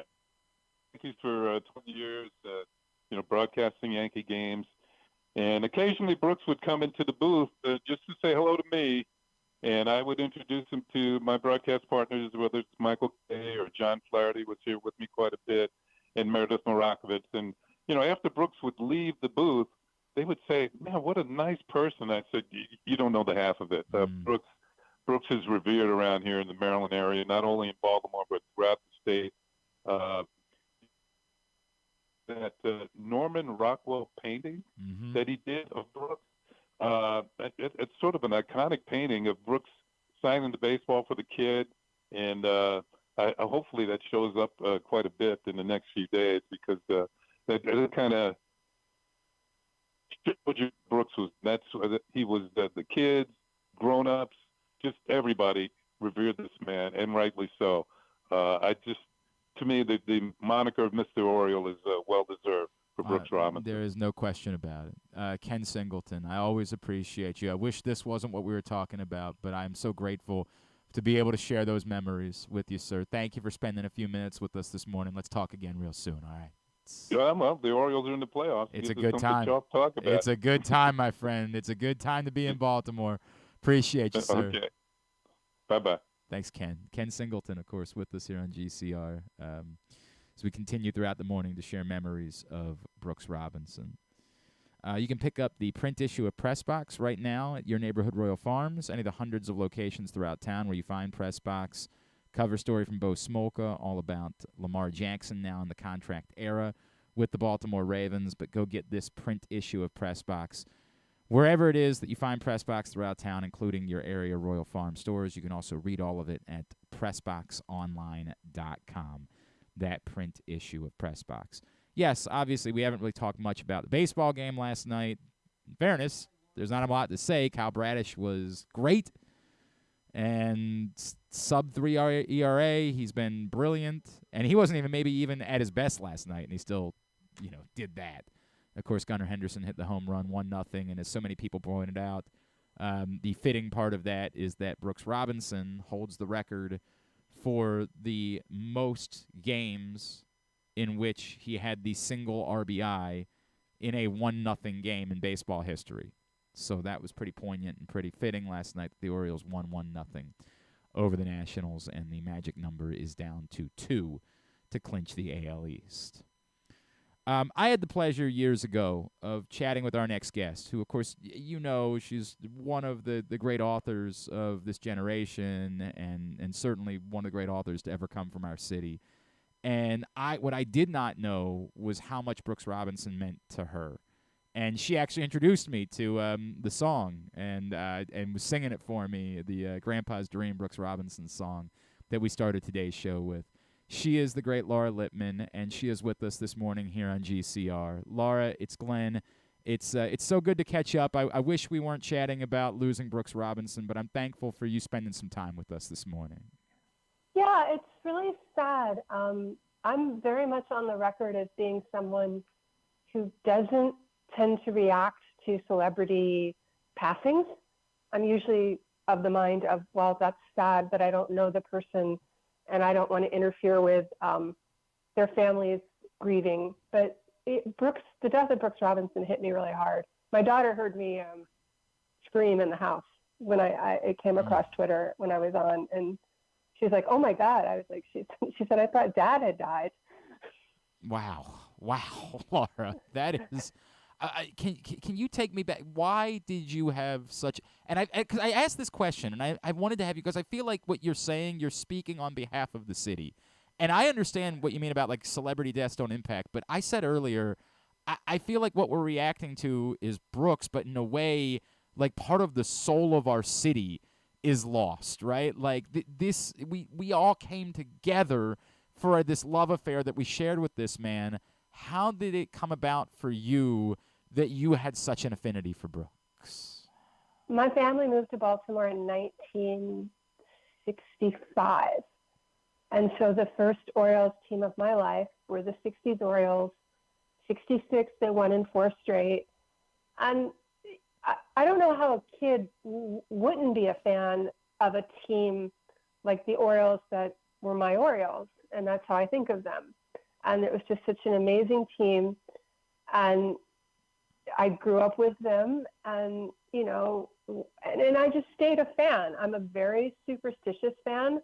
like I've talked very little about this season because that is a way in which I'm kind of a classic baseball person, is I don't like to jinx things. But yeah, the Orioles are my team, and Brooks really embodied, well, you know, it was an amazing team because it's not just Brooks, it's also Frank Robinson and, you know, the amazing pitching and all of that. But I just have so much affection for the Orioles in general. And I think of all the players, for me, if I have to pick one player, it's Brooks. I did meet him very briefly that one time. He was so nice, no surprise there. But yeah, he's, you know, Brooks Robinson and Frank Robinson are kind of my two Orioles. I heard from someone who knows you, you know, very well, that Brooks once signed one of your books for you. Could you tell us a little bit about that? I met my friend Rob Hyacin. You can't ever talk about Rob, who was killed in the Annapolis assault on the Capitol without getting a little bit misty-eyed. I met him in the old Brass Elephant Bar, and it was Rob who looked up and said, "I think that's Brooks Robinson over there." And I turned around, and it was. And again, it's like, you know, just talking about fame and celebrity. I don't bother a lot of celebrities, and I've met a lot of them. But in general, I'll leave people alone. I mean, one of my other big heroes is Stephen Sondheim, and I went and saw him in a restaurant in New York. Wow. And I didn't interrupt him or go over and talk to him. But, you know, Brooks was out with his wife and another couple, and I just had to say hi. And I had my book with me, and I was excited about it. And I showed it to him, and he just, you know, inscribed it, you know, like, "To Laura, good luck with your book." Wow. I was like, this is the greatest thing ever. Wow. So, yeah, just a very brief encounter, and, you know, let him be. But, I mean, you know, that's the other thing, too, is that I'm old enough where we grew up at a time where our athletic stars were just like part of the community, and you did run into them, or they were around. And it didn't feel as if they were distant from the city at all. They felt very much a part of the city. And a lot of those Orioles from the 60s did like Baltimore and did care about it. That is, we're chatting with Laura Lippman, of course, the author, the novelist from Baltimore. She's here with us as we're celebrating the life and the legacy of Brooks Robinson. And that, Laura, I can't escape. Like, the warm interaction that you had with Brooks Robinson. Brooks Robinson was a great baseball player, of course. But Laura, I'm 40, right? I never saw Brooks Robinson play baseball. And yet I know and I understand. And I told the story earlier, like I was 22 and got into this business, and I got a phone call from Brooks Robinson, and I peed my pants, right? Like I understand it because of how ubiquitous he was and how every interaction. I was unqualified for the job that I had, and I was bad at it. And he called me back the next day to tell me how much he enjoyed spending time with me. And that was the story. And I just don't know, you know, to the point that you make, like, we love Frank. And obviously, you know, Cal Ripken means so much to the city and John Unitas. But I don't know that there is an athlete that shared a more unique connection with our city and maybe with any city than what Brooks shared with us here in Baltimore. No, it was. And it was so genuine. I mean, I think that's the thing that everyone who had an encounter with Brooks Robinson took away from it, which is he was just a nice guy. And he also came from an era where players in all the sports, no one got super rich. No one had those amazing contracts. And I'm happy for the players today that they're paid as well as they are. They should be. They deserve it. But, you know, these are guys who they took on other businesses and, you know, they stayed, you know, they hung around, they were part of it. And, you know, the thing that I always have the best memory of is when Brooks Robinson was inducted into the Hall of Fame. I think I was home visiting, because that would have been when I was still living in Texas, working at newspapers there. But I'm pretty sure I was home visiting right around the time that it happened. And it felt like there were just endless specials on local television about Brooks, and as it should be. It was like our coronation. You're right. I cared much more about that than I've cared about anything that's ever happened with the royal family. But, you know, yeah, it was just like, yeah, it's like another show about Brooks Robinson. And, you know, it was, you know, he just, he never made headlines for any bad reasons that I know of. No. I can't think of anything. He was a guy who showed up and did his job and could be amazing in clutch situations. I know people like to have that conversation about who's the greatest third baseman of all time. And I just won't even have it. I was like, he's my greatest third baseman of all time. Okay. Right. This Right. is mine. Right. I'm not here to have an argument about it. I don't want to talk about the stats. I want to talk about, offensive versus defensive, because that's not the kind of baseball fan I am. It's just like, this is my third baseman. Okay. This is my favorite ball player.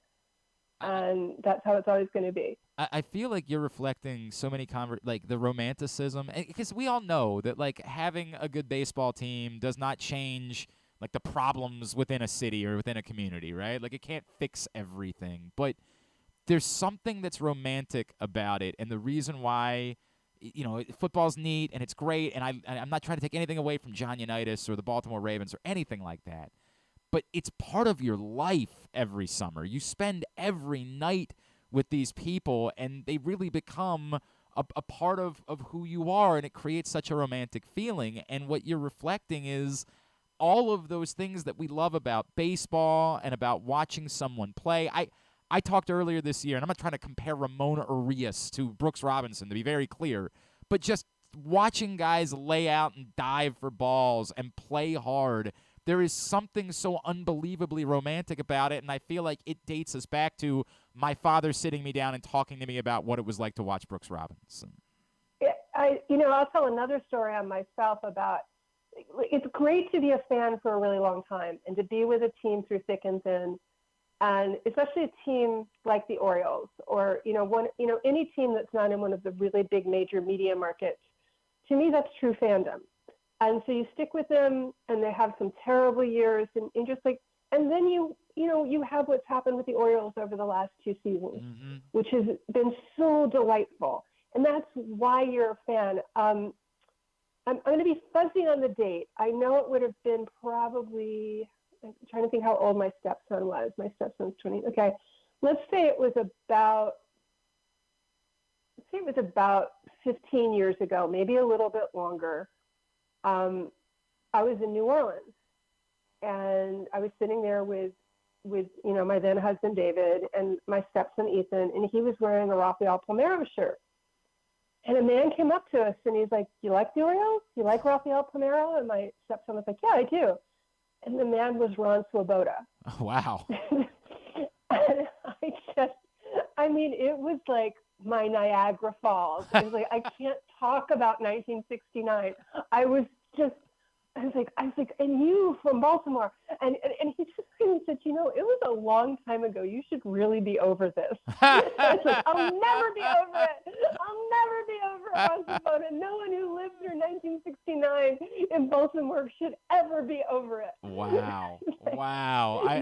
Next thing you tell me I can use a Mayflower moving van. I cannot. Right. That's right. And you understand why nobody will play, I'm thinking of 79, of course, with the Pirates, but 69 with the Mets. And there are people in my family that would, who did I have? I actually had one of the 69 Mets on recently, and I can't think of who.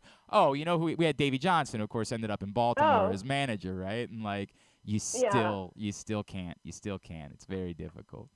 Laura, I know you spent some time this morning. You went over to, I know that the Orioles have left the ballpark open. I will be there tonight for the game, and I'm thinking about just going out. And was it cathartic? What was it like just going over and walking up to see the statue and think about Brooks this morning? It was, so I have a morning ritual. You shouldn't know. I don't know why I say I have a morning ritual where I take a walk every morning, and I typically take a photograph of the Domino Sugars sign over the harbor, and I put that up on Twitter, and I always begin, "Good morning, Baltimore." Huh. Well, today I was like, I'm going to walk over, and I went over to the park. Not a lot of people have come in yet, according to the security guards, but people have been there. Some tributes have been left. And this morning I just tweeted out, "Good morning, Baltimore. Goodbye, Brooks." Oh, that's beautiful. Oh, it's beautiful. Laura Lippman, I don't know what else there is. I really appreciate, because you share a side of this that I think reflects so much of what all of us are feeling in our city. And we're trying to say the part where like we're grateful that we have the stories to tell, and that meaning like the emptiness that we feel knowing that we now live in a world without Brooks Robinson is overwhelming. But my God, how fortunate we were to have him. The Orioles just go back to the 1950s. So you look at that 1960s team, that mid-1960s, and that really is kind of the bedrock of the team that we cheer for today. And it's a beautiful foundation, and it's a ball club that you can be proud of being a fan of theirs. They haven't let us down that often in terms of bad people and bad behavior, and it's been pretty inspiring, and I'm happy to be a fan. Laura Lippman, thank you so much for spending time with us this morning. We truly appreciate it, and we look forward to chatting with you again down the road. Sure, and let's let's go Orioles, right? Come on. Yeah. Magic number is 2. Magic number is 2, right? Okay. That's as much as I can say, or otherwise it's too. There's too much superstition. All right, after it's over, let's talk again about this season, all right? After it's over, we'll have a conversation about this season. Sound good? Sounds good. Take care. Thank you, Laura. Laura Lippman with us here on GCR. I didn't know she was that superstitious. I didn't know that. That's neat. I try to think of who it was, because obviously Davey Johnson, we were talking about the 69 World Series, but he, of course, was still with the Orioles then. Who would it have been that Ron Swoboda is who we had on. Baltimore's own Ron Swoboda, we had him on to talk about it. And it's still awkward. It's still awkward talking about the 69 World Series. All right. Appreciate Laura Lippman spending some time with us. And I did. Like what she was reflecting and the way that our community feels is it's very significant. Each and every game day this season, Project Game Day, is brought to you by Superbook Sports, as well as helpmygamblingproblem.org, PressBoxOnline.com/gameday. You can watch it, YouTube.com/PressBoxOnline, or Facebook.com/PressBoxSports. Myself, the NFL chick, Rita Hubbard, and certain special guests throughout the year. Vontae Leach has been a big part of it, and we will be back again this Sunday following Ravens-Browns. You can join the show. You just got to watch out. We'll send out a link, and we're going to try to tighten up our waiting room policies. But look forward to being back for Project Game Day this Sunday after a big divisional matchup. We continue to celebrate the life and legacy of Brooks Robinson this morning here on GCR, and joining us now, a man that played alongside Brooks for quite a few years. And obviously, we were just talking to Kenny Singleton, and he was raving about, it wasn't just Brooks. That entire infield defense was remarkable. And, of course, the late, great Mark Belanger, and our next guest, 6-time All-Star, 4-time Gold Glove winner, and Orioles 1970 World Series champion Bobby Grich is with us this morning here on GCR. Bobby, it's Glenn in Baltimore. I'm sorry it's under these circumstances, but truly appreciate you spending some time with us.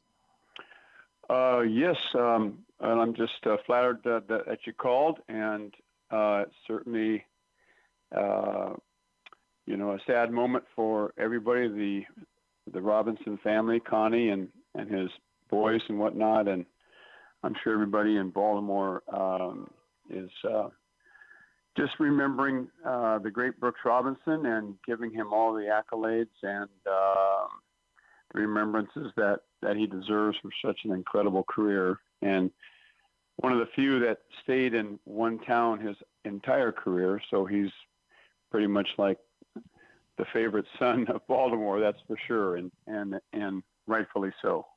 Bobby, I wonder if you could take us back to 1970, and I don't know if you had interactions with Brooks at all when you were coming up in the Oriole system. Can you take me back to the first memories that you have of being around Brooks?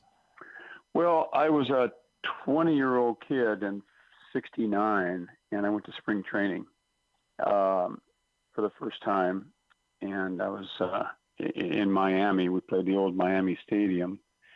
And they had the great Frank Robinson, Boog Powell, Jim Palmer, all those guys. Brooksy was just low-key. He was just friendly. There was no airs about him.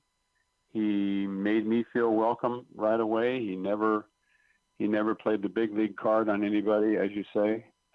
And he was just an easygoing guy, and you just wouldn't realize if you hung around him for any length of time, you wouldn't realize his accomplishments or how great a ball player he was. He never bragged. He never did anything. He just was a real low-key guy and always made you feel comfortable. And as a young player, 20 years old, to come there for the first time, it was a very welcoming and warm reception from Brooks, as well as the Boog pal. Frank Robinson was a little bit tougher, and he was a little bit tougher. He had a little bit different attitude, but that was okay. I actually rode in a taxi cab from the Miami airport to the Baltimore Stadium with Frank Robinson, but Brooksy, on the other hand, always was just a team player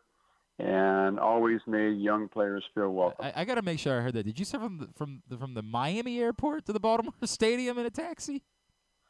From the Miami airport to Miami Stadium. Oh, Miami Stadium. I was like, wait a second. Got it. Now training. It makes more sense. I was just mentioning when first time I went to spring training in Miami, 1969. But sorry about that. It's I didn't hear it right. Bobby, you talk about there are nice guys, and we will talk about people that are truly nice people. But then there's Brooks Robinson, right? Like then there's maybe the kindest human that ever lived.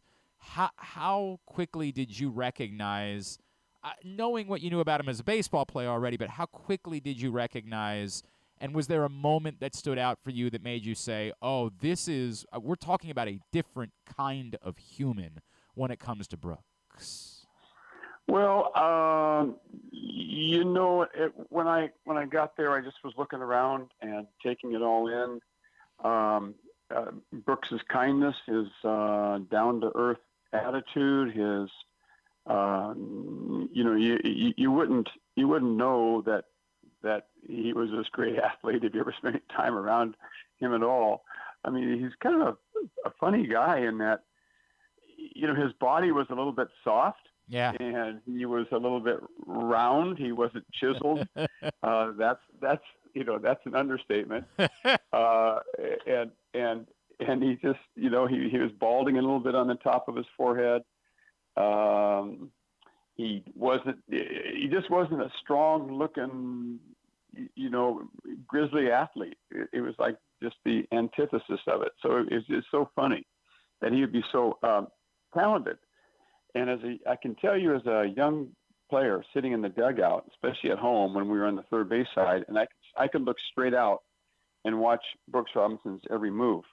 And he was, people don't realize it, nobody even talks about it, but he really had his own style for getting a jump on the ball. He kept his feet very close, just shoulder width apart, 1 foot in front of the other. Quite often you'll see these ball players now that have their feet wide apart. His feet were very close inside his shoulders. His hands were up around the letters, one hand in front of the other. And one of his feet was just slightly in front of the other. And I used to watch him and study him, and he was one of the few guys that kept his feet close. His first move was a pivot. So in other words, if the ball was hit to his right, he would pivot on the balls of his right foot and step over with his left foot immediately, and not taking the first step to his right with his right foot. And so that was the key to his jump. That was the key to his cat-like quickness. And I picked it up and I saw it and I worked on it and I studied it. And I adopted that jump just like he did. It helped me tremendously. I got to 900 total chances 3 times in my career. And I think only Bill Mazeroski had more than 900 chances than I did, the only players in the history of baseball. And it's because of the jump that I got from Brooks Robinson. Wow. So he was cat-like, and he was like this, soft, rotund athlete. But man, to watch him move on the field, it was like, wait a minute, this guy's a different level. And he had invented his own style, and it also helped him to come straight up. He was the best ever at the slow roller. He didn't have big hands. You shook his hand, and he had kind of these soft hands. He might have been a surgeon, you know what I mean? And there was, you shook Frank Robinson's hand, and Frank Robinson's hand would just envelop your hand. He had these long fingers, big, strong hands. You shook Boog Powell's hand, and it was so thick you couldn't get your hand around the back of his hand. You shook Brooks Robinson's hand, and it was like, it was just like a school teacher or something. It was unbelievable. And yet he was quick and soft. And another really funny story is that Brooks would put his body down in front of ground balls all the time. So he would get these rockets hit at him, and it would be like one hop, two hop. Well, the first hop's on the grass. The second hop is on the dirt. So the second hop, you don't know where it's going because it could be any kind of spin. It could have been a slider down into a right-hander. It could have been a sinker away to a left-hander. It would have the other kind of spin. So as an infielder on the second hop off the dirt, you don't know which way the ball's going. You don't have time enough to be able to recognize it or to anticipate it. So he would just get down, basically get down almost his knees to the ground and sacrifice his body and just sort of put his arms out a little bit to make himself as big as possible. And he would take shots off his quads, off his stomach, off of his shoulders, off of his chest. And he had this, like I said before, he's had this kind of soft body. So about June or July, midway through the season, he had taken so many balls off of his body, and he bruised really easy. He was like a ripe pear. You could just push his skin, and he would have a bruise. And so we'd be in the locker room, walking around, taking a shower, or whatever, and you'd look at Brooksy, and he would have 1, 2, 3, 4, 5. He would have between 3 and 5 bruises on his body, like these ugly purple things, like all the time. It was hilarious. But he just would throw his body down and just knock the ball down, pick it up, and get rid of it really fast. He didn't have a strong arm. He just had quickness and accuracy. I mean, the guy was just iconic. You would just shake your head and just go, "Oh my God, look at this guy!" And it was awesome. He was so awesome. I don't know how we're gonna do better than what you just told us, Bobby. That was awesome. That was so. I literally found myself like mesmerized. I was hoping you weren't gonna stop talking because I wasn't prepared to ask another question. Just listening to you describe and the jump, like I could listen to that all day. But Bobby, I don't want to. Bobby Grich is with us here on GCR. I don't want to take anything away from you when I ask this question because you're a damn good baseball player, right? Like one of the great players of an era. But it sounds like what you're saying is that you were able to become that because of what you picked up from Brooks Robinson. Yes, you're exactly right. Had I come up with another organization or studied another player, I would not have been as good a player as I was because, as I mentioned, I got my total jump from Brooks Robinson. And, I mean, I played at 6'2", 200 pounds. And, I wasn't a small, short, quick guy. But I developed the jump of Brooks Robinson, and there's nobody that had any better range than I had. And I'll put my name on it. You can check the stats. But nobody had any more range than I had in the history of the game. And that was because of what I learned from Brooks Robinson. I teach, I was the Orioles, and I teach these guys this jump. And nobody seems to want to, pay attention. And I go, guy, this isn't my thing. This is Brooks Robinson's thing. I don't care if you, and some guys have taken to it. Howie Kendricks, one of the second basemen of the Angels, took to it. He did a good job. But yeah, so anyway, and I'll tell you something else is that Brooks was really good at that you don't see in today's game. He could hit and run with the best of them. He had good bat control. And he loved to hit and run. He loved to go the other way. It's a skill that you don't see in baseball today. Like guys can't go the other way. Right. And I also learned that from him. And I've watched him. And he just would keep his hands inside, and he would just drive the ball to right field. At one point in one year, he and I worked our own hit and run. And Earl Weaver gave us the okay. So I would hit in front of Brooksy sometimes. I'd be like 2 and he'd be 3 or something like that. It would be 5 and 6 or something. And, I'd get on base and he would go to his helmet with his right hand. And I would respond like go to my nose or something, whatever. And he and I worked a hit and run together, just the two of us all the time. And it was fun. It was awesome. It was great. And he was really good at it. He was skilled at it. So he had a lot of baseball skills. Oh, that's so cool. Oh, that's so cool. Bobby, you, of course, you mentioned your time with the Angels, and you've been all throughout baseball. The relationship that Brooks shared with our city, and I've tried desperately to come up with context for it this morning, but I don't know how it compares to other, because I've spent the majority of my life in this market and this community. But can you give context to how it compares to other, great players that you were around, and not to take anything away from them and those cities and those fan bases, but it's just hard for me to fathom there being a relationship between player and city the way that Brooks Robinson shared this with us here in Baltimore. Yeah, I couldn't think of very many ball players. Johnny Bench, maybe in Cincinnati, but Brooksy was a Christian guy, and he came from humble beginnings in Little Rock, Arkansas, where people are friendly. I mean, just people in the Southeastern have just a more friendly disposition, quite often anyway, and that was just his foundation. He was kind to kids, and there was nobody ever that signed more autographs than Brooks Robinson signed. Nobody ever, maybe in the history of the game. And I patterned myself after him as much as I could. I love the fact that he signed autographs. I absolutely love that. And I signed autographs all the time, and because Brooks Robinson's model, and he actually hired a gal in the Baltimore area to he would get a cardboard box full of his autograph requests in the mail, and he'd put the cardboard box next to his locker, and every day he'd get 10 autograph requests probably in envelopes, and he would put them in this box, and then by the week or by the homestand, he'd have a cardboard box full of requests, and he would take the cardboard box to this gal, and he paid her. Maybe the Orioles paid him. I don't know if they did. They probably didn't, but she got paid by somebody, and I think it was him. Anyway, she would take the envelopes apart, out, take the requests, and then put them back in the envelope, and then she would have them. So when we came back from the next road trip, he would have a box full of envelopes that all he had to do was go to the table and then pull out the card and sign it, put it back in, and then stick it in the outgoing mail.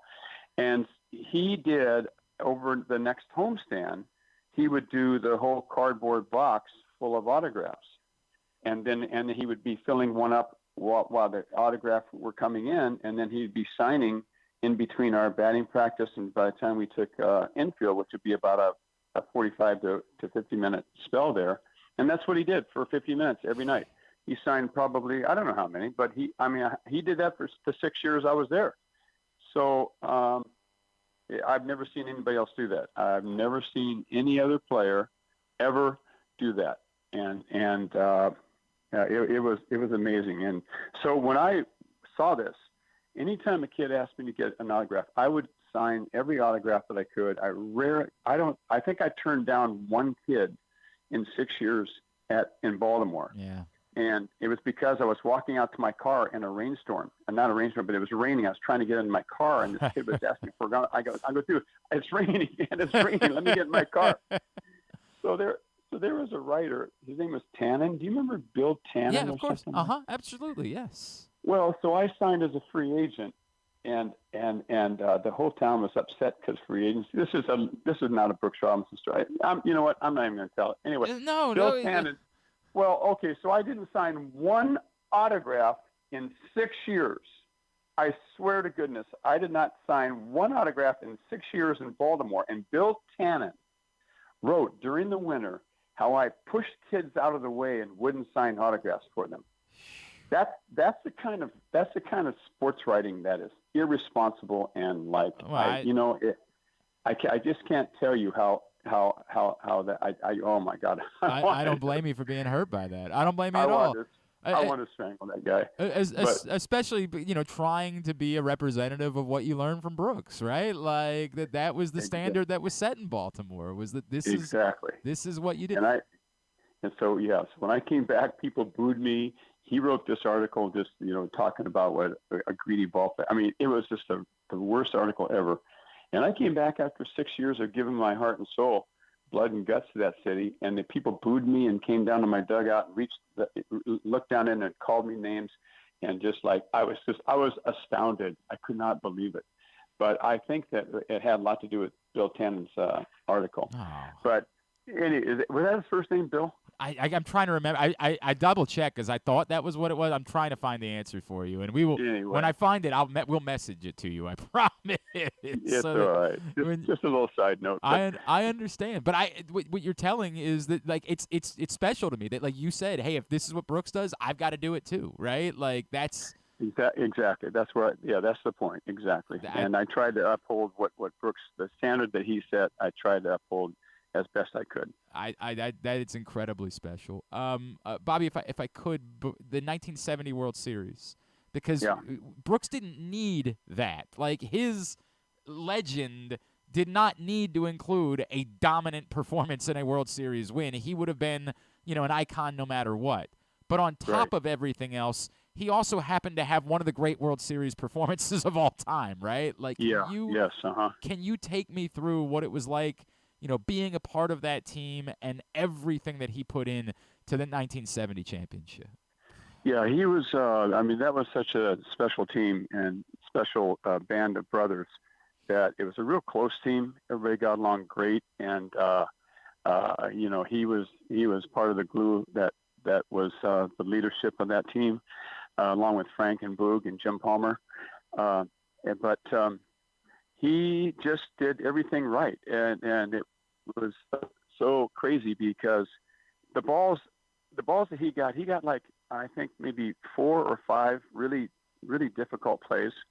I think he stole 2. He caught a ball off Johnny Bench. It was a line drive off Johnny Bench, and I think he caught it in foul territory.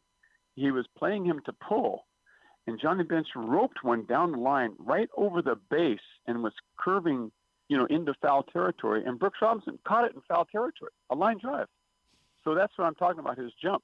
And then there was a ball that Lee May hit. It was right in front of me. I was in the third base dugout. Brooksy was right in front of me. I'm there watching him. Lee May, somebody threw him a slider. I think maybe it was Dave McNally down and in. He rolled over on it. He hit it hard.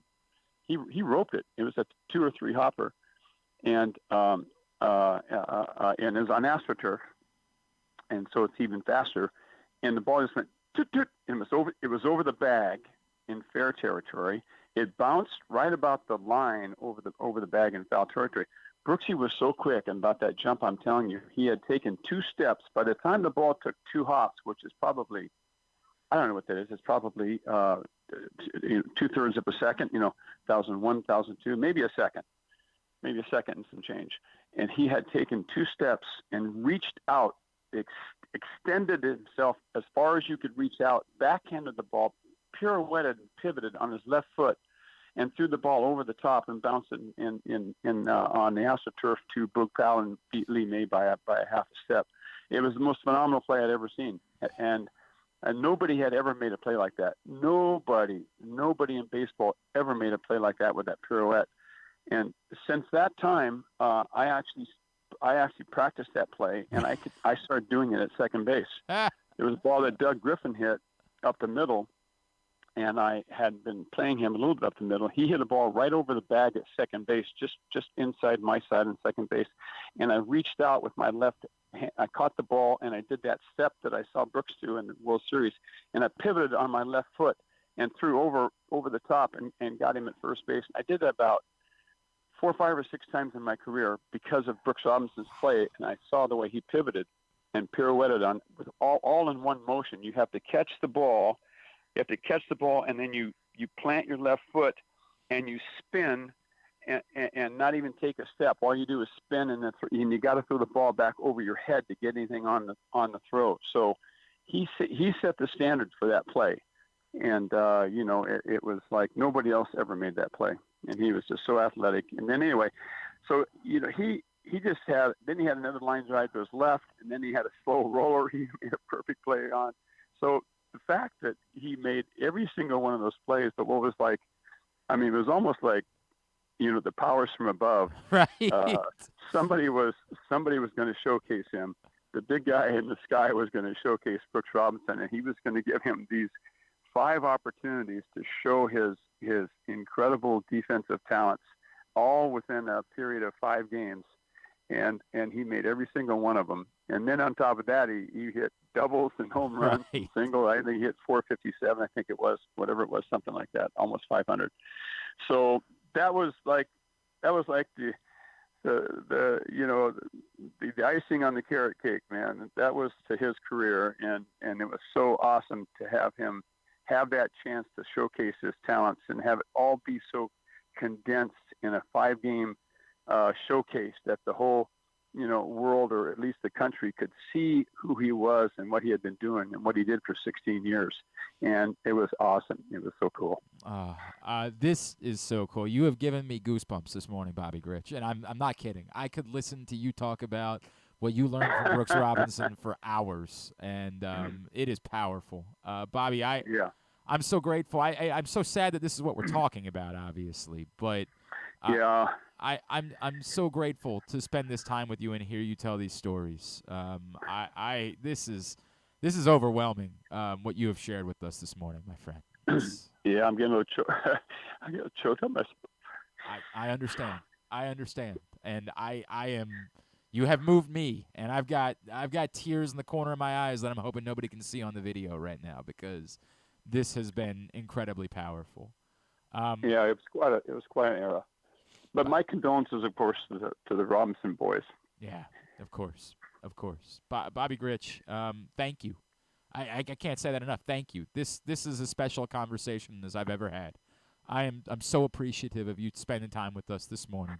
Thank you so much for doing this. All right, you got it. Good talking to you. Oh my God.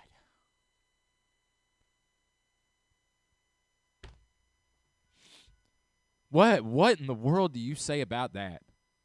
I'm not kidding. I've got tears. I'm sorry. Holy crap. Dude, if you're not moved listening to Bobby Grich detail by pinpoint explain every layer of what he learned from Brooks Robinson and how it made him a ball player, I got nothing for you. I've had a lot of conversations over the years, man. I literally at one point realized that I was not prepared to ask another question, because when he got going talking about the jump, it was like I got lost. That was mesmerizing. Sorry, I'm not normally this. I admit that I'm a softie now, like everything since I became a father. And Brooks, it's a big father-son thing for me because, my dad loved Brooks. And so there's a little bit of that goes into this, and it makes me more emotional to talk about Brooks Robinson. But damn. Bobby Grich talking about Brooks Robinson is as powerful as I don't even know what to do now. Like, I really don't. That was special. I am so grateful that Bobby Grich took that time for us this morning, because that was something else. All right. I really don't know how we transition from that. I really don't know. Like, this is not – that is something, man. That is really something. I mean, this was a special show, I think, especially for me. I don't have and that's the thing, right? Like, and I said this a few times. There's a part of me that feels fraudulent, right? Mm-hmm. Like, I never watched Brooks Robinson play baseball. I was born in 6 years after his career ended. There's a part of me that feels fraudulent, but I do feel, because I grew up, going to the barber shop on Saturdays with my father. My father would take me to the barber shop every Saturday. And all I would do is sit around and listen to my father and his friends. Half of them weren't even getting haircuts. They were just there. That was where they hung out on a Saturday morning, was at the barber shop. His friend Stan, and I think still do it to this day. But his friend Stan, not Stan Charles, a different Stan, owned this barber shop over on Philadelphia Road. And they would all get together. And my childhood, my memories are going to the barbershop with my dad on a Saturday morning and listening to him and his friends talk about Brooks Robinson and John Unitas every week. And they would, I'm not kidding you, they would reenact plays. It was the greatest thing, man. Like, I'd be getting my hair cut, and my dad and his buddies, and they might not even been his friends. They might have been just other guys that he knew because of the barber shop, and they were there to get their hair cut. I don't even know. But they would literally reenact, like, Brooks Robinson doing the jump. And I'd sit there every Saturday morning, and I'd be mesmerized by it. And it was what drove me to this, to wanting to do this, was listening to those stories. And God, man, I'm really all of it was good. It was I'm glad that we did the show that we did, but that that put me in that barbershop on a Saturday morning. Except it was the man who was maybe most impacted by. But all right. Let's take a second. Okay. All right, and then we'll do tidbit tubular, and then we'll segment. Well, we're gonna go to 1 o'clock today. It's what it's gonna be. I'm sorry you're getting more show. I'm so terribly sorry. You want to tell everybody about this great contest that we have going on right now with PressBox? Yes, if you head over to PressBox. Did you ever like? I don't mean to. So, I mean, obviously, I know who Brooks Robinson is. Right. I guess I don't have as many. No memories, but any stories about how much Brooks. I happened to go to the Oriole game last night with my uncle. Okay. And so he told me the story about how he and my dad were at the game where Brooks hit his last home run, that walk-off home run, April '77, and ended up being his last career home run.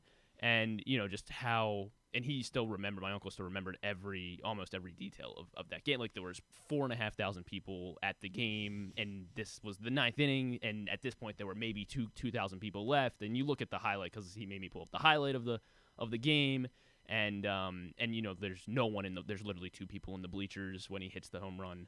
And he was able to recite everything from the at bat. It ended up being like a full count. Brooks was fouling off pitch after pitch.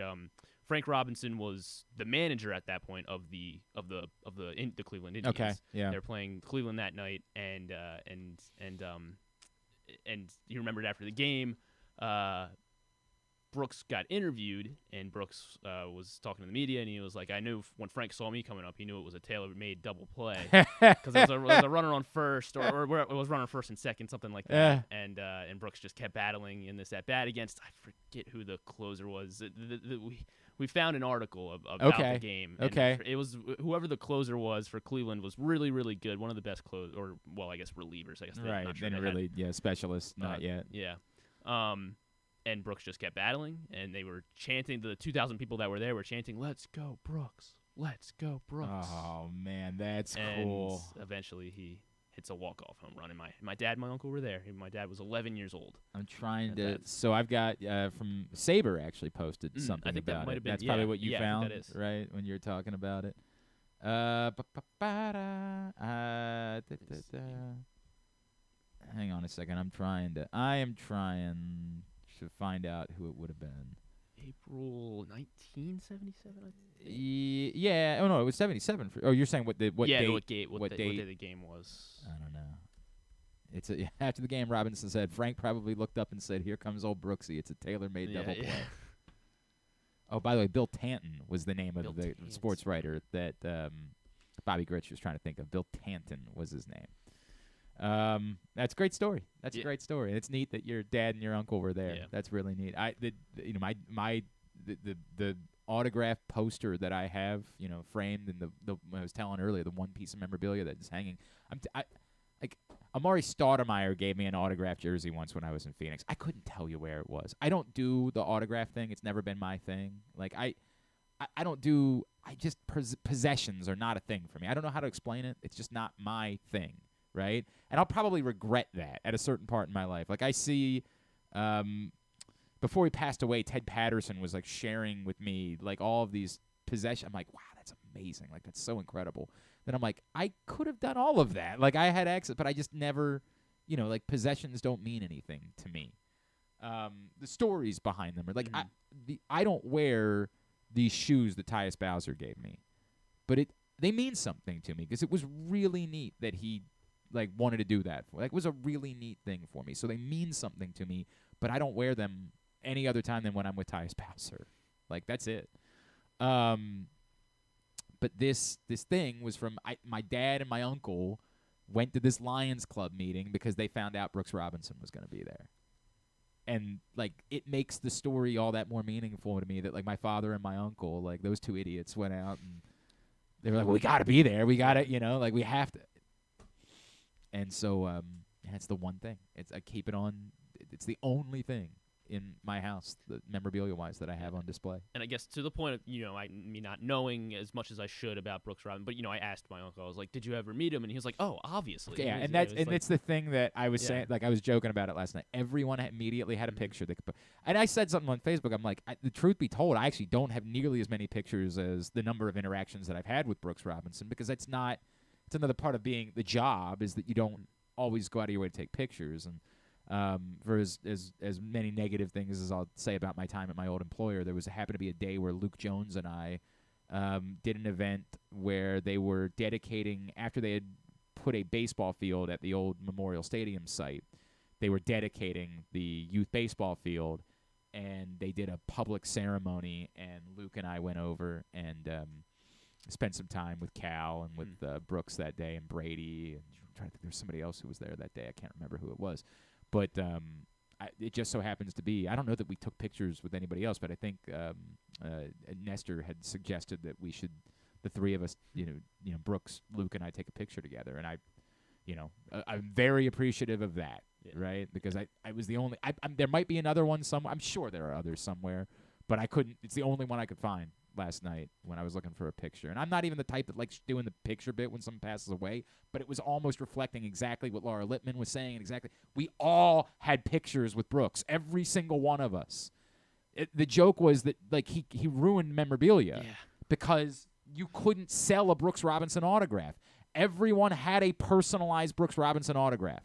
Everyone owned something that was signed by Brooks with their name. Everyone had it. So no one could just buy or could sell, well, I've got this Brooks Robinson autograph baseball. So does everybody else. So Bobby Grich was talking about. He would just sign baseballs over and over again. So they were worth nothing because they were only worth it to the person. To me, that poster is the most valuable possession that I have. It's the most meaningful. And again, it's Brooks. It's my father. It's all of it, right? But I do have other that's not true. I have balls that have been autographed by other guys. I don't know where they are. I don't display them. It's just not my thing. My father-in-law tried to give me a ball that was signed by, like, all of the 70 Orioles, and I was like, that's awesome, right? But it just doesn't mean the same to me because there's no story there. It's just baseball, right? Like, all right, sorry. All right, it's 12:30. We haven't even played Tyus Bowser yet. I'm sorry. I'm not sorry. I shouldn't say I'm sorry. Okay. Did you tell everybody about the? Yeah. Go to PressBoxOnline.com/contest because I'm lost this morning. That's all right. This afternoon, I don't even know what time it is. If your fantasy football team needs help, like a lot of help, PressBox and Live Casino and Hotel have the answer. One lucky winner will receive a private fantasy football consultation with PressBox's fantasy football expert, Joe Serpico, with ongoing help throughout the season, including advice on sits and starts, trades, and waiver wire pickups, plus a VIP game day experience at Live Casino and Hotel Maryland Sports and Social with a reserved table and $200 in food and beverage credit. So to enter, go to PressBoxOnline.com/contests. Again, that is PressBoxOnline.com/contests. You must be 21 or older to enter. Complete rules are available at PressBoxOnline.com/contests. All right, let's do a tidbit. Tidbit is brought to you today by the Baltimore County Police Department. Big hiring event coming up on October 28th at the Public Safety Building, 700 East Joppa Road in Towson. You can go through the entire process, the written test, the agility test, and also you can just find out more about how the application process works. You can go through the entire application process. find out more information about career opportunities within the Baltimore County Police Department in like specialized units. And on top of that, it's just a public event. It's a trunk or treat event, so a nice safe place for your kids to come and go around in their costumes, get candy, and interact with the police, which is something that I think is really important to try to build trust and that relationship within the community. So if you want more information, call 410-887-4584 or visit joinbaltimorecountypd.com. Brooks Robinson themed, of course. You mentioned the stat already of Brooks having the most single RBI games. Yeah, most games where his 1-0 games where the single RBI belonged to Brooks Robinson. 10 times. I believe second was Ted Williams, who did it 9 times.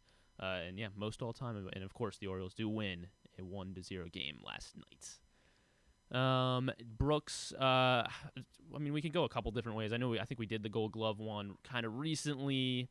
Brooks, of course, won the most Gold Gloves of any third baseman, 16, and it's not even close.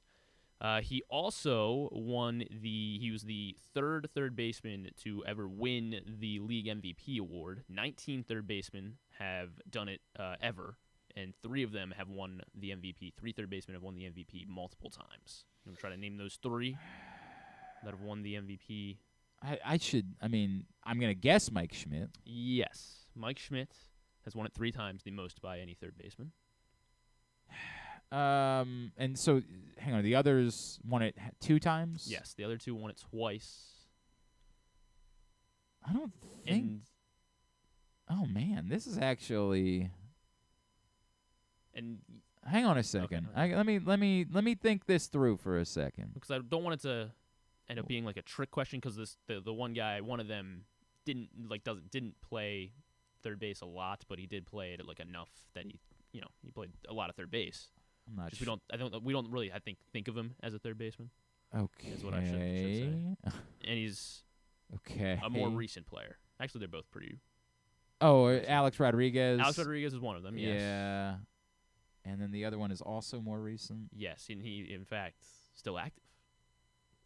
Still active.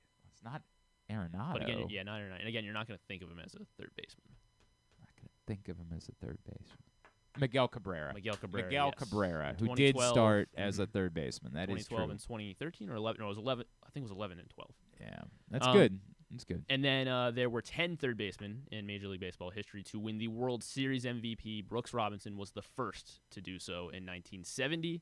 I'm not going to ask you to name all 10 here. Jesus. But there are 4 that you should be able to get here.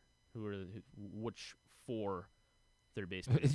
I know. That's a very weird way of like asking, do you remember the specific 4 World Series MVPs that I'm trying to think of? 2 were very recent third basemen that won. What do they count? Steve Pierce as a third baseman or as a... No, yeah, Steve Pierce. I don't know who counts as what position. All right, so third baseman. He was a first baseman. For that World Series in 2018. Seager was a shortstop. He was a shortstop. God, I gotta go over who won the World Series. This is actually very difficult. In 1970, Brooks won it. He was the first third baseman. All right. And then I'll give you the years here. Okay, and I'll do my best. Why is this not going? I had it organized by position. Hold on. Oh, for God's sakes. Yeah, I'm sorry. 1975. 1975. I don't. The Reds won the World Series. Oh, well, then Pete Rose. Yeah, that's actually who I thought it was, so I should have just guessed it. 1980 World Series champion. I'll say that's Schmidt. That was Mike the Phillies, right? And then, then these ones will be harder to guess. 1981, the Dodgers won it. Their third baseman was Ron Say. Oh, yeah. Okay. 1986, the Mets won the World Series. That would be Ray Knight, right? Yep, yeah. Charles Ray Knight. 1986. 1998, the Yankees won it, and their third baseman. 98. Wait, don't. Okay. 98. So that wouldn't have been the year that Boggs played for them. 98 would have been Scott Brocious. Scott Brocious. Okay. Yes. I didn't realize he was World Series MVP. That's crazy. In 98 he was. Jesus. 2 home runs in Game 3 and a .471 batting average. That's wild. 02. 02 is not the Marlins. 02 was the Angels. 02 is Troy Gloss. Troy Gloss, yes. 3 home runs, 8 RBIs. in 2002. 2007 won the. Don't say it. Don't say it. 2007 was. And a little bit of an underwhelming, I guess, performance. Just looking at his stats. Oh really? He had a 1 home run and 4 RBIs, but a 400 batting average. It's kind of a weird choice. 07. Yeah. Oh God. 07 was the. Oh God, hang on. The Red Sox. Yes, it was the Red Sox. Oh man, these years are tough. I don't know that I'm going to remember who played third base for the Red Sox in 07. Mike Lowell. Oh, Mike Lowell. Mike Lowell.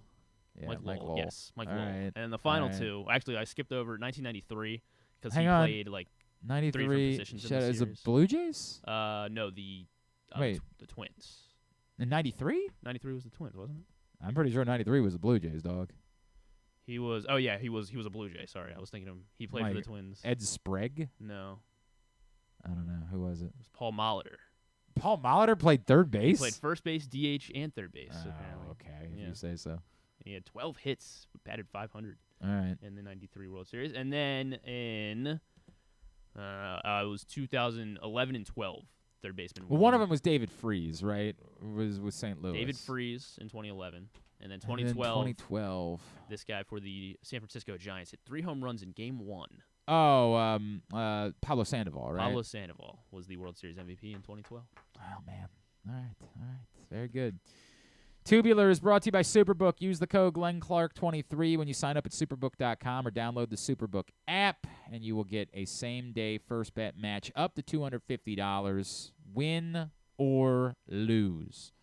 I don't think the number has moved yet for the Ravens, right? It's still sitting at 2.5, if I remember correctly. I will double-check on that right now, and the number has not moved. Still, Ravens 2.5-point dogs on the road Sunday. We'll see. Maybe that injury report comes out and they get some bodies back and that number moves. So maybe you want to jump in on it now before that were to be the case. 2.5 is the number. The Maryland number has ticked up. It's now 14.5. All right? Yeah, all right. 14.5 after Griffin was like, I'm racing to put that number in. 14.5 now the number for Maryland against Indiana. Again, use the code GlennClark23 when you sign up at Superbook.com or download the Superbook app. Orioles could clinch tonight. It's possible, although we were really hoping that B lineup that the Rays put out there was going to get him a chance last night. They almost did. Yeah, they tried to blow it late, but held on for a 9-7 win. Orioles 6:30 on Masson for Patrick Corbin and Grayson Rodriguez. Nationals, Orioles. The Nats broadcast on Masson 2. And then the Rays and the Red Sox start again at 6 on ESPN+. So should it play out the way that you want, you should know that result before the Orioles game is over because that game starts at 6. So there could be some celebration. I'll be there tonight. That'd be neat. It'd be really neat if it worked out that way. If not, it's going to happen tomorrow. So, all good. As long as they keep winning, I guess I should say that, right? Loyola Soccer against Bucknell tonight at 7 on ESPN+. Maryland Volleyball taking on Rutgers at 6 o'clock on Big Ten Network. Everything else, I guess the U.S. Open Cup final, I assume that Messi's playing for Inter Miami against Houston Dynamo at 8:30 on CBS Sports Network. Everything else, find at GlennClarkRadio.com. Anything? It was David LaRoche, by the way, was the David closer LaRoche, okay. pitching for Cleveland when Brooks hit his final home run. Thank you. Survivor, Season 45 premiere tonight. You get very excited about this. Tonight. It is Wednesday. It's still in 45 seasons later. Celebrity Wheel of Fortune. Might Joe have Buck. to quiz you on who won what season at some point. I don't think they'll be pushing these celebrity game shows as much anymore, but Celebrity Wheel of Fortune tonight at 9. Joe Buck. Joe Buck is sure. Be on Why not? Wheel of Fortune. Sure. Snake Oil, new series on Fox, which I don't think, again, we won't have to push, but they were pushing it at the Oriole game. Oh, that was the right. This is is this real or is this David Spade, yes, hosts. Yeah. And is it real or is it Snake Oil? And celebrities help random people. Sure. It is on the Fox Business Channel, the GOP presidential debate number 2. But except for the guy that's going to win. Win the nomination. Yeah. I don't know who's going to win the election. But and on Netflix, a short. It's The Wonderful Story of Henry Sugar. It's a 40-minute short film directed and written by Wes Anderson. And it looks really good. I mean, it's Wes Anderson, so it looks like actually cool. And Benedict Cumberbatch, Ben Kingsley are in it. And it looks really well done and interesting. The Wonderful Story of Henry Sugar. Thanks today to Bobby Grich. That was unbelievable. Laura Lippman was wonderful. Of course, Ken Singleton. Al Bumbry, Scott Garceau, Ross Grimsely. We will get it all up in the greatest hits section of the Oh my God, it's so good. tab at GlennClarkRadio.com, Newman. as well as Jeff Newman talking about the Maryland 5-star, and the Tyus Bowser Show is already available there with special guest Michael Pierce. Tomorrow we will. Is Ian Eagle tomorrow? Yes. Ian Yes, Eagle's going to Ian join Eagle us. He's tomorrow. on the Busy call. show tomorrow. I love Ian Eagle. That's very exciting. Also tomorrow, Sean Greeley from Maryland football as they get ready from Indiana. We'll do picks tomorrow with KZ. Is there something else tomorrow? Yes. Oh, Marty Smith is tomorrow, right? yes, Marty Smith Marty is tomorrow Smith as well. from ESPN is joining us tomorrow. He's got a new book out. Boy, that is a busy day tomorrow. And that's if we don't have other things going on, too. All right, well, hey, maybe we're doing shows to 1 o'clock the rest of the week, man. I don't know what to tell you. Might be buckling in for 1 o'clock shows. Segment 2 of the Tyus Bowser Show tomorrow as well. Don't forget that your local Toyota dealer, buyatoyota.com. We always appreciate them. The Toyota Tacoma comes in a range of models and trim lines, so you can choose the perfect Tacoma to reflect your unique personality and driving habits. Check out buyatoyota.com for deals on new Tacomas from your local Toyota dealer today. Thanks to Griffin. Some hard work putting the show together. Good work today. Appreciate it. Every other day, so-so. At Griffin_Bass. Follow us Twitter, Instagram, and TikTok at Glenn Clark Radio. See you at the game tonight. And Rita will be on. I'm sorry, I won't be over there. I'm going to the game. But Rita will be on tonight on 105.7 The Fan, so check her out. Have a great Wednesday night. Go Birds, go. Oh, no, I can't do that. I'm sorry. I can't say those words. Go that team that plays in Boston. I'm not going to do that. Yeah. You won't get me to say that, but it would be nice if it worked out that way. Duke Sucks. Here is segment number 1 from last night at Guilford Hall Brewery, Tyus Bowser Show with Michael Pierce. And welcome out to the Tyus Bowser Show press box on 105.7 The Fan. Glenn Clark, Rita Hubbard. We are live at Guilford Hall Brewery in Station North. And, of course, the star of our show is our friend, Mr. Tyus Bowser. Hello, hello, hello. Glad to be here, man. Glad to be here. Great to see you, buddy. You gotta tell me about this. This was sharp with like the pink and the. I love that. So I got it from Miami, and you know how Miami is with all the crazy colors. So they had, I guess, like a special, edition or something that they only sell in Miami as far as the colors. So man, I was like, man, I'm kind of feeling this a little. I think that looks nice, too, bro. so I think that looks nice. That looks sharp. It worked well. It worked well. All right, tonight's show is brought to you by our friends at Superbook. You can use the code GlennClark23. That's GLENNCLARK23 when you sign up at superbook.com or download the Superbook app, and you will get a same-day first bet match, win or lose, up to $250. That's GlennClark23 at superbook.com or download the Superbook app. Tyus, you want to introduce us to your special guest tonight?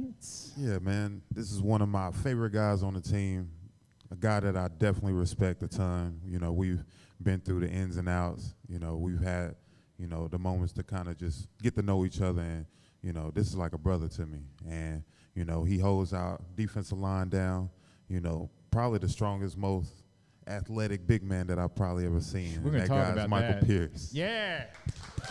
Thank you for having me, brother. Thank you.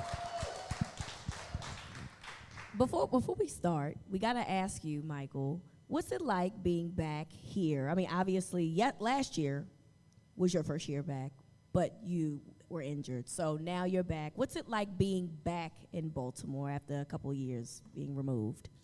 It's just like coming back home. Spent my first 4 years here. Those were great 4 years.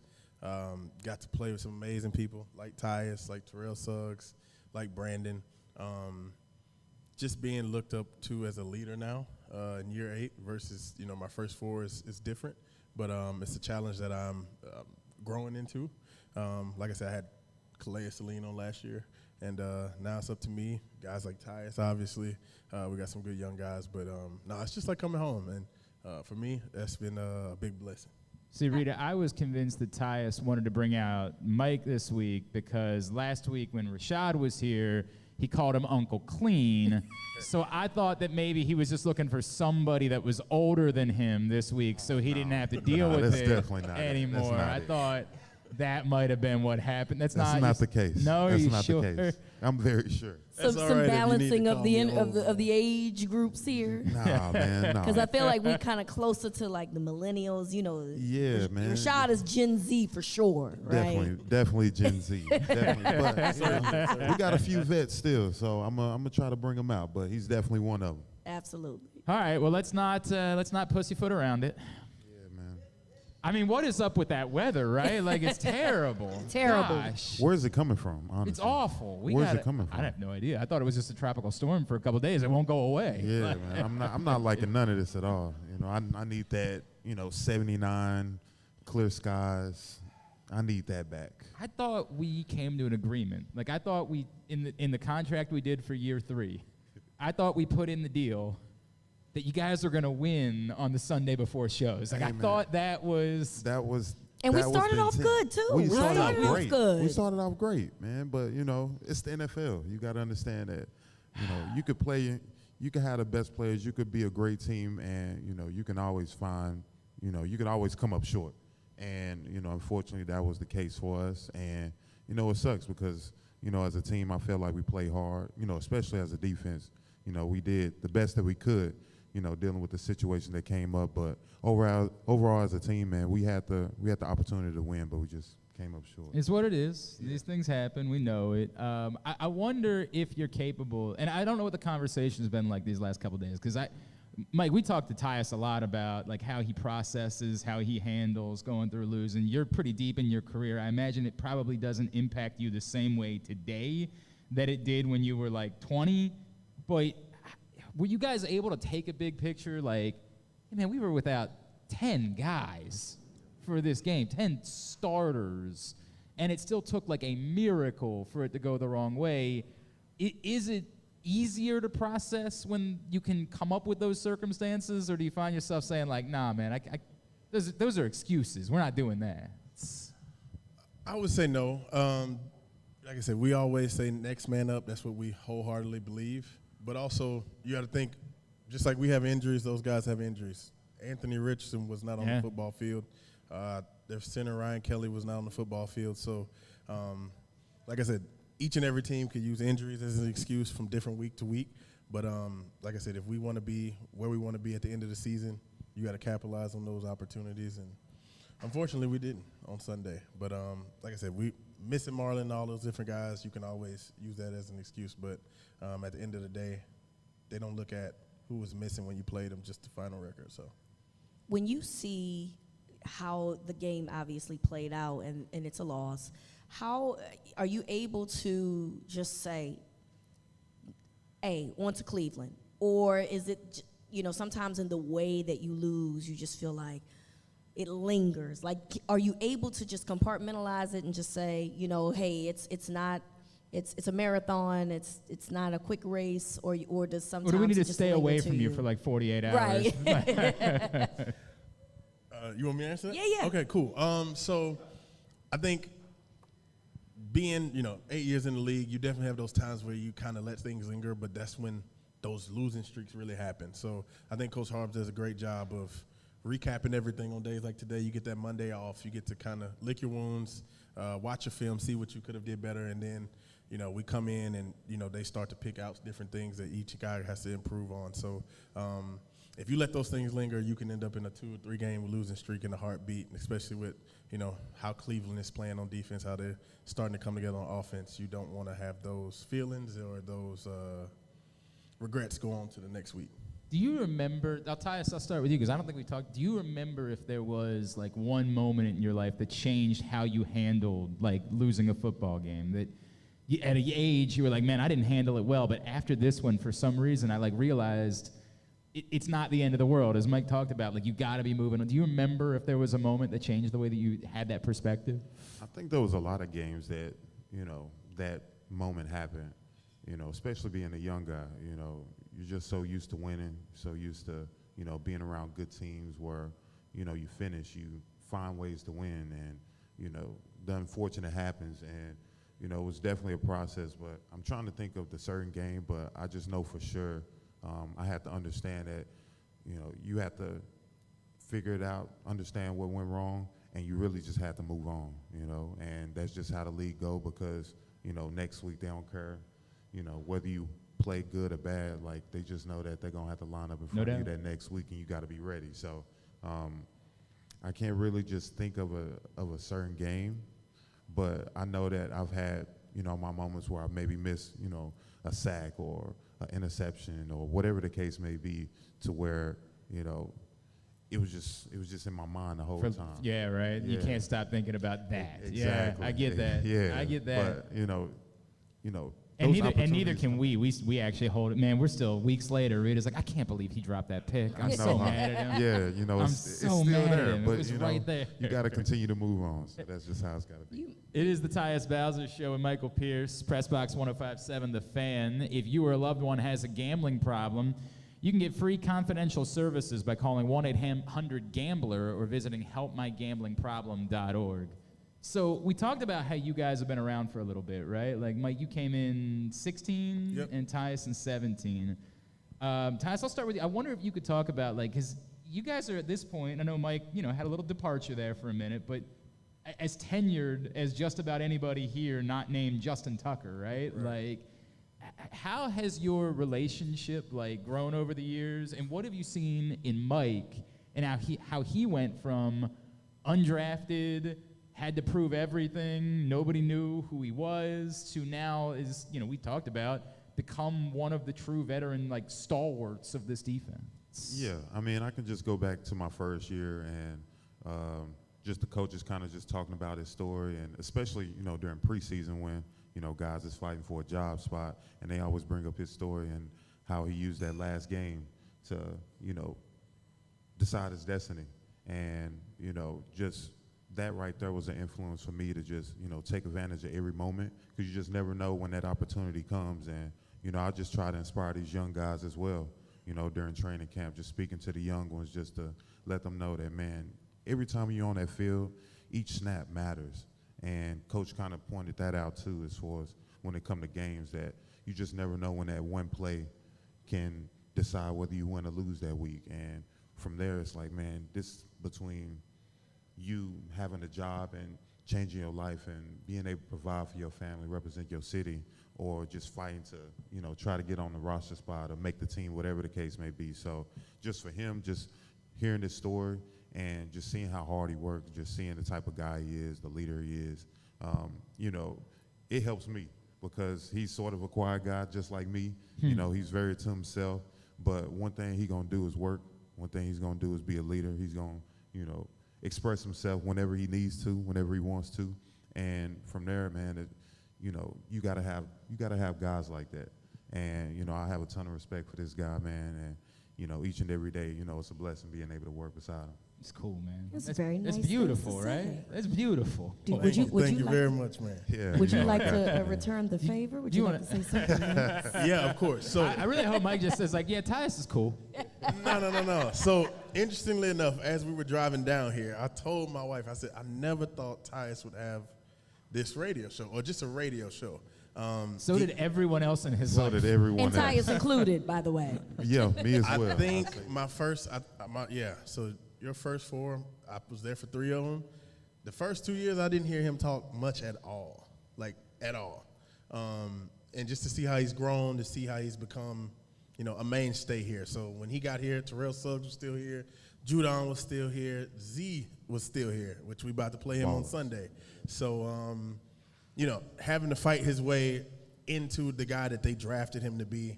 And then, you know, over COVID, I got to sit out and watch him make big plays, those interceptions that come to mind.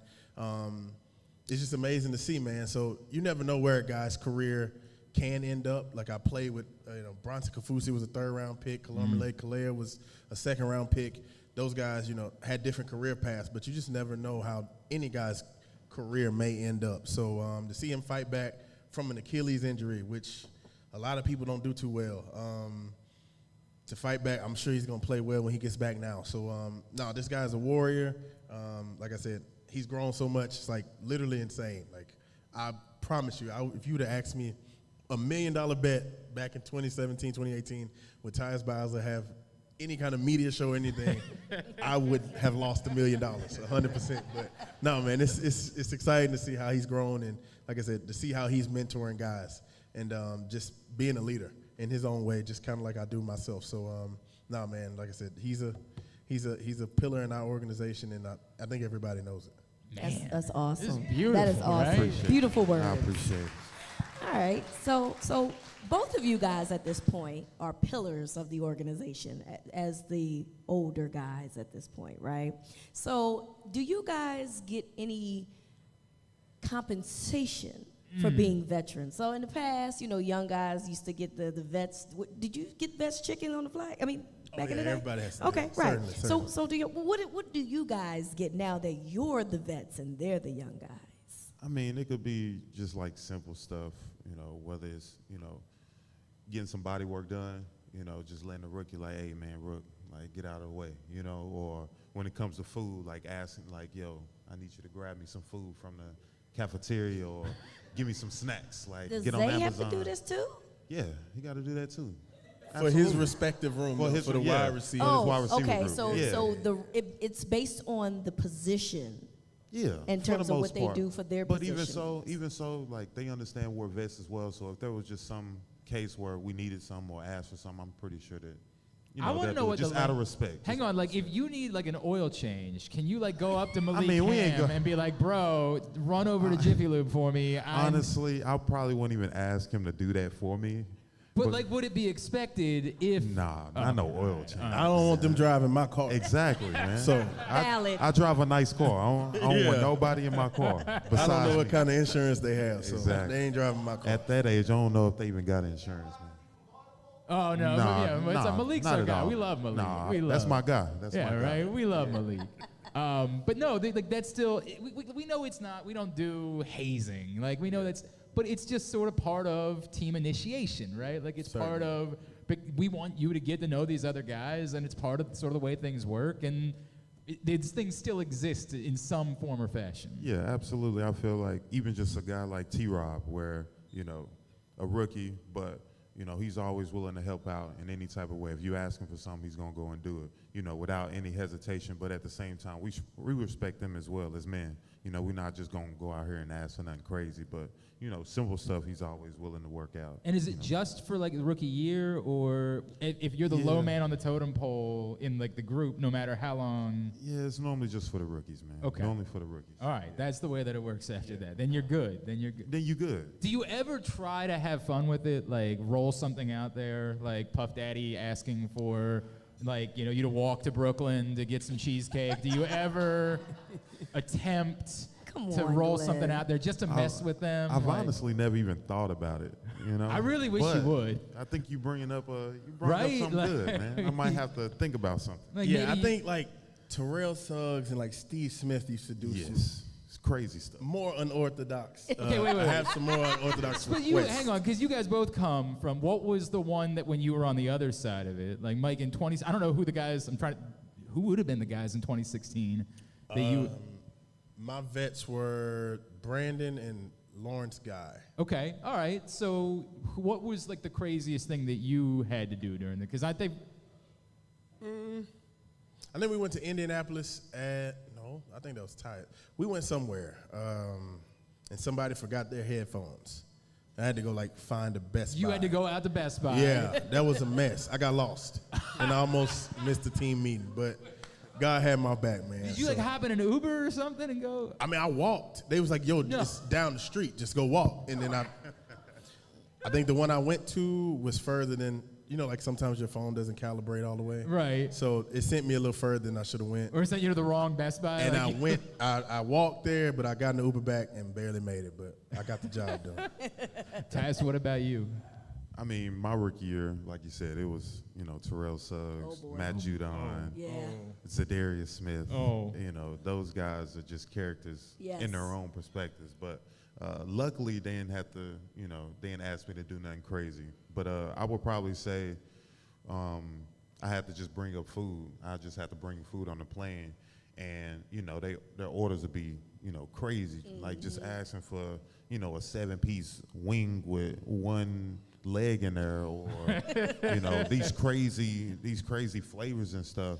And it's been like twice where I was literally the last guy like chasing for the plane before I Because didn't you were still make trying it. to track down the chicken? Yeah, trying to track down the chicken, and they be telling me last minute, like 2 hours before the flight leaves, like, yo, I need you to order this chicken. And I'm like, bro, I gotta go home, I gotta get packed, I gotta get my stuff together. I don't remember who it was, but somebody said they put in a Popeyes order, and like, you know, we all love Popeyes, but like, you never know what it is they're handing you in that bag. Especially if you want that spicy. If you want that spicy, you won't have to wait. Yeah, so like, whoever it was like an idiot. I didn't check the order when I picked it up, and it was the exact same scenario. Got to the plane, it was the wrong order. They said, you better go back out and get some more. Wow, Popeyes. that's tough. Nah. It was scrambling, man. Nah, I would have had to just take Yeah, whatever you're going to deal with it, punishment, right? You got what I'm you saying? got. I just got to deal with that at that point. Yeah.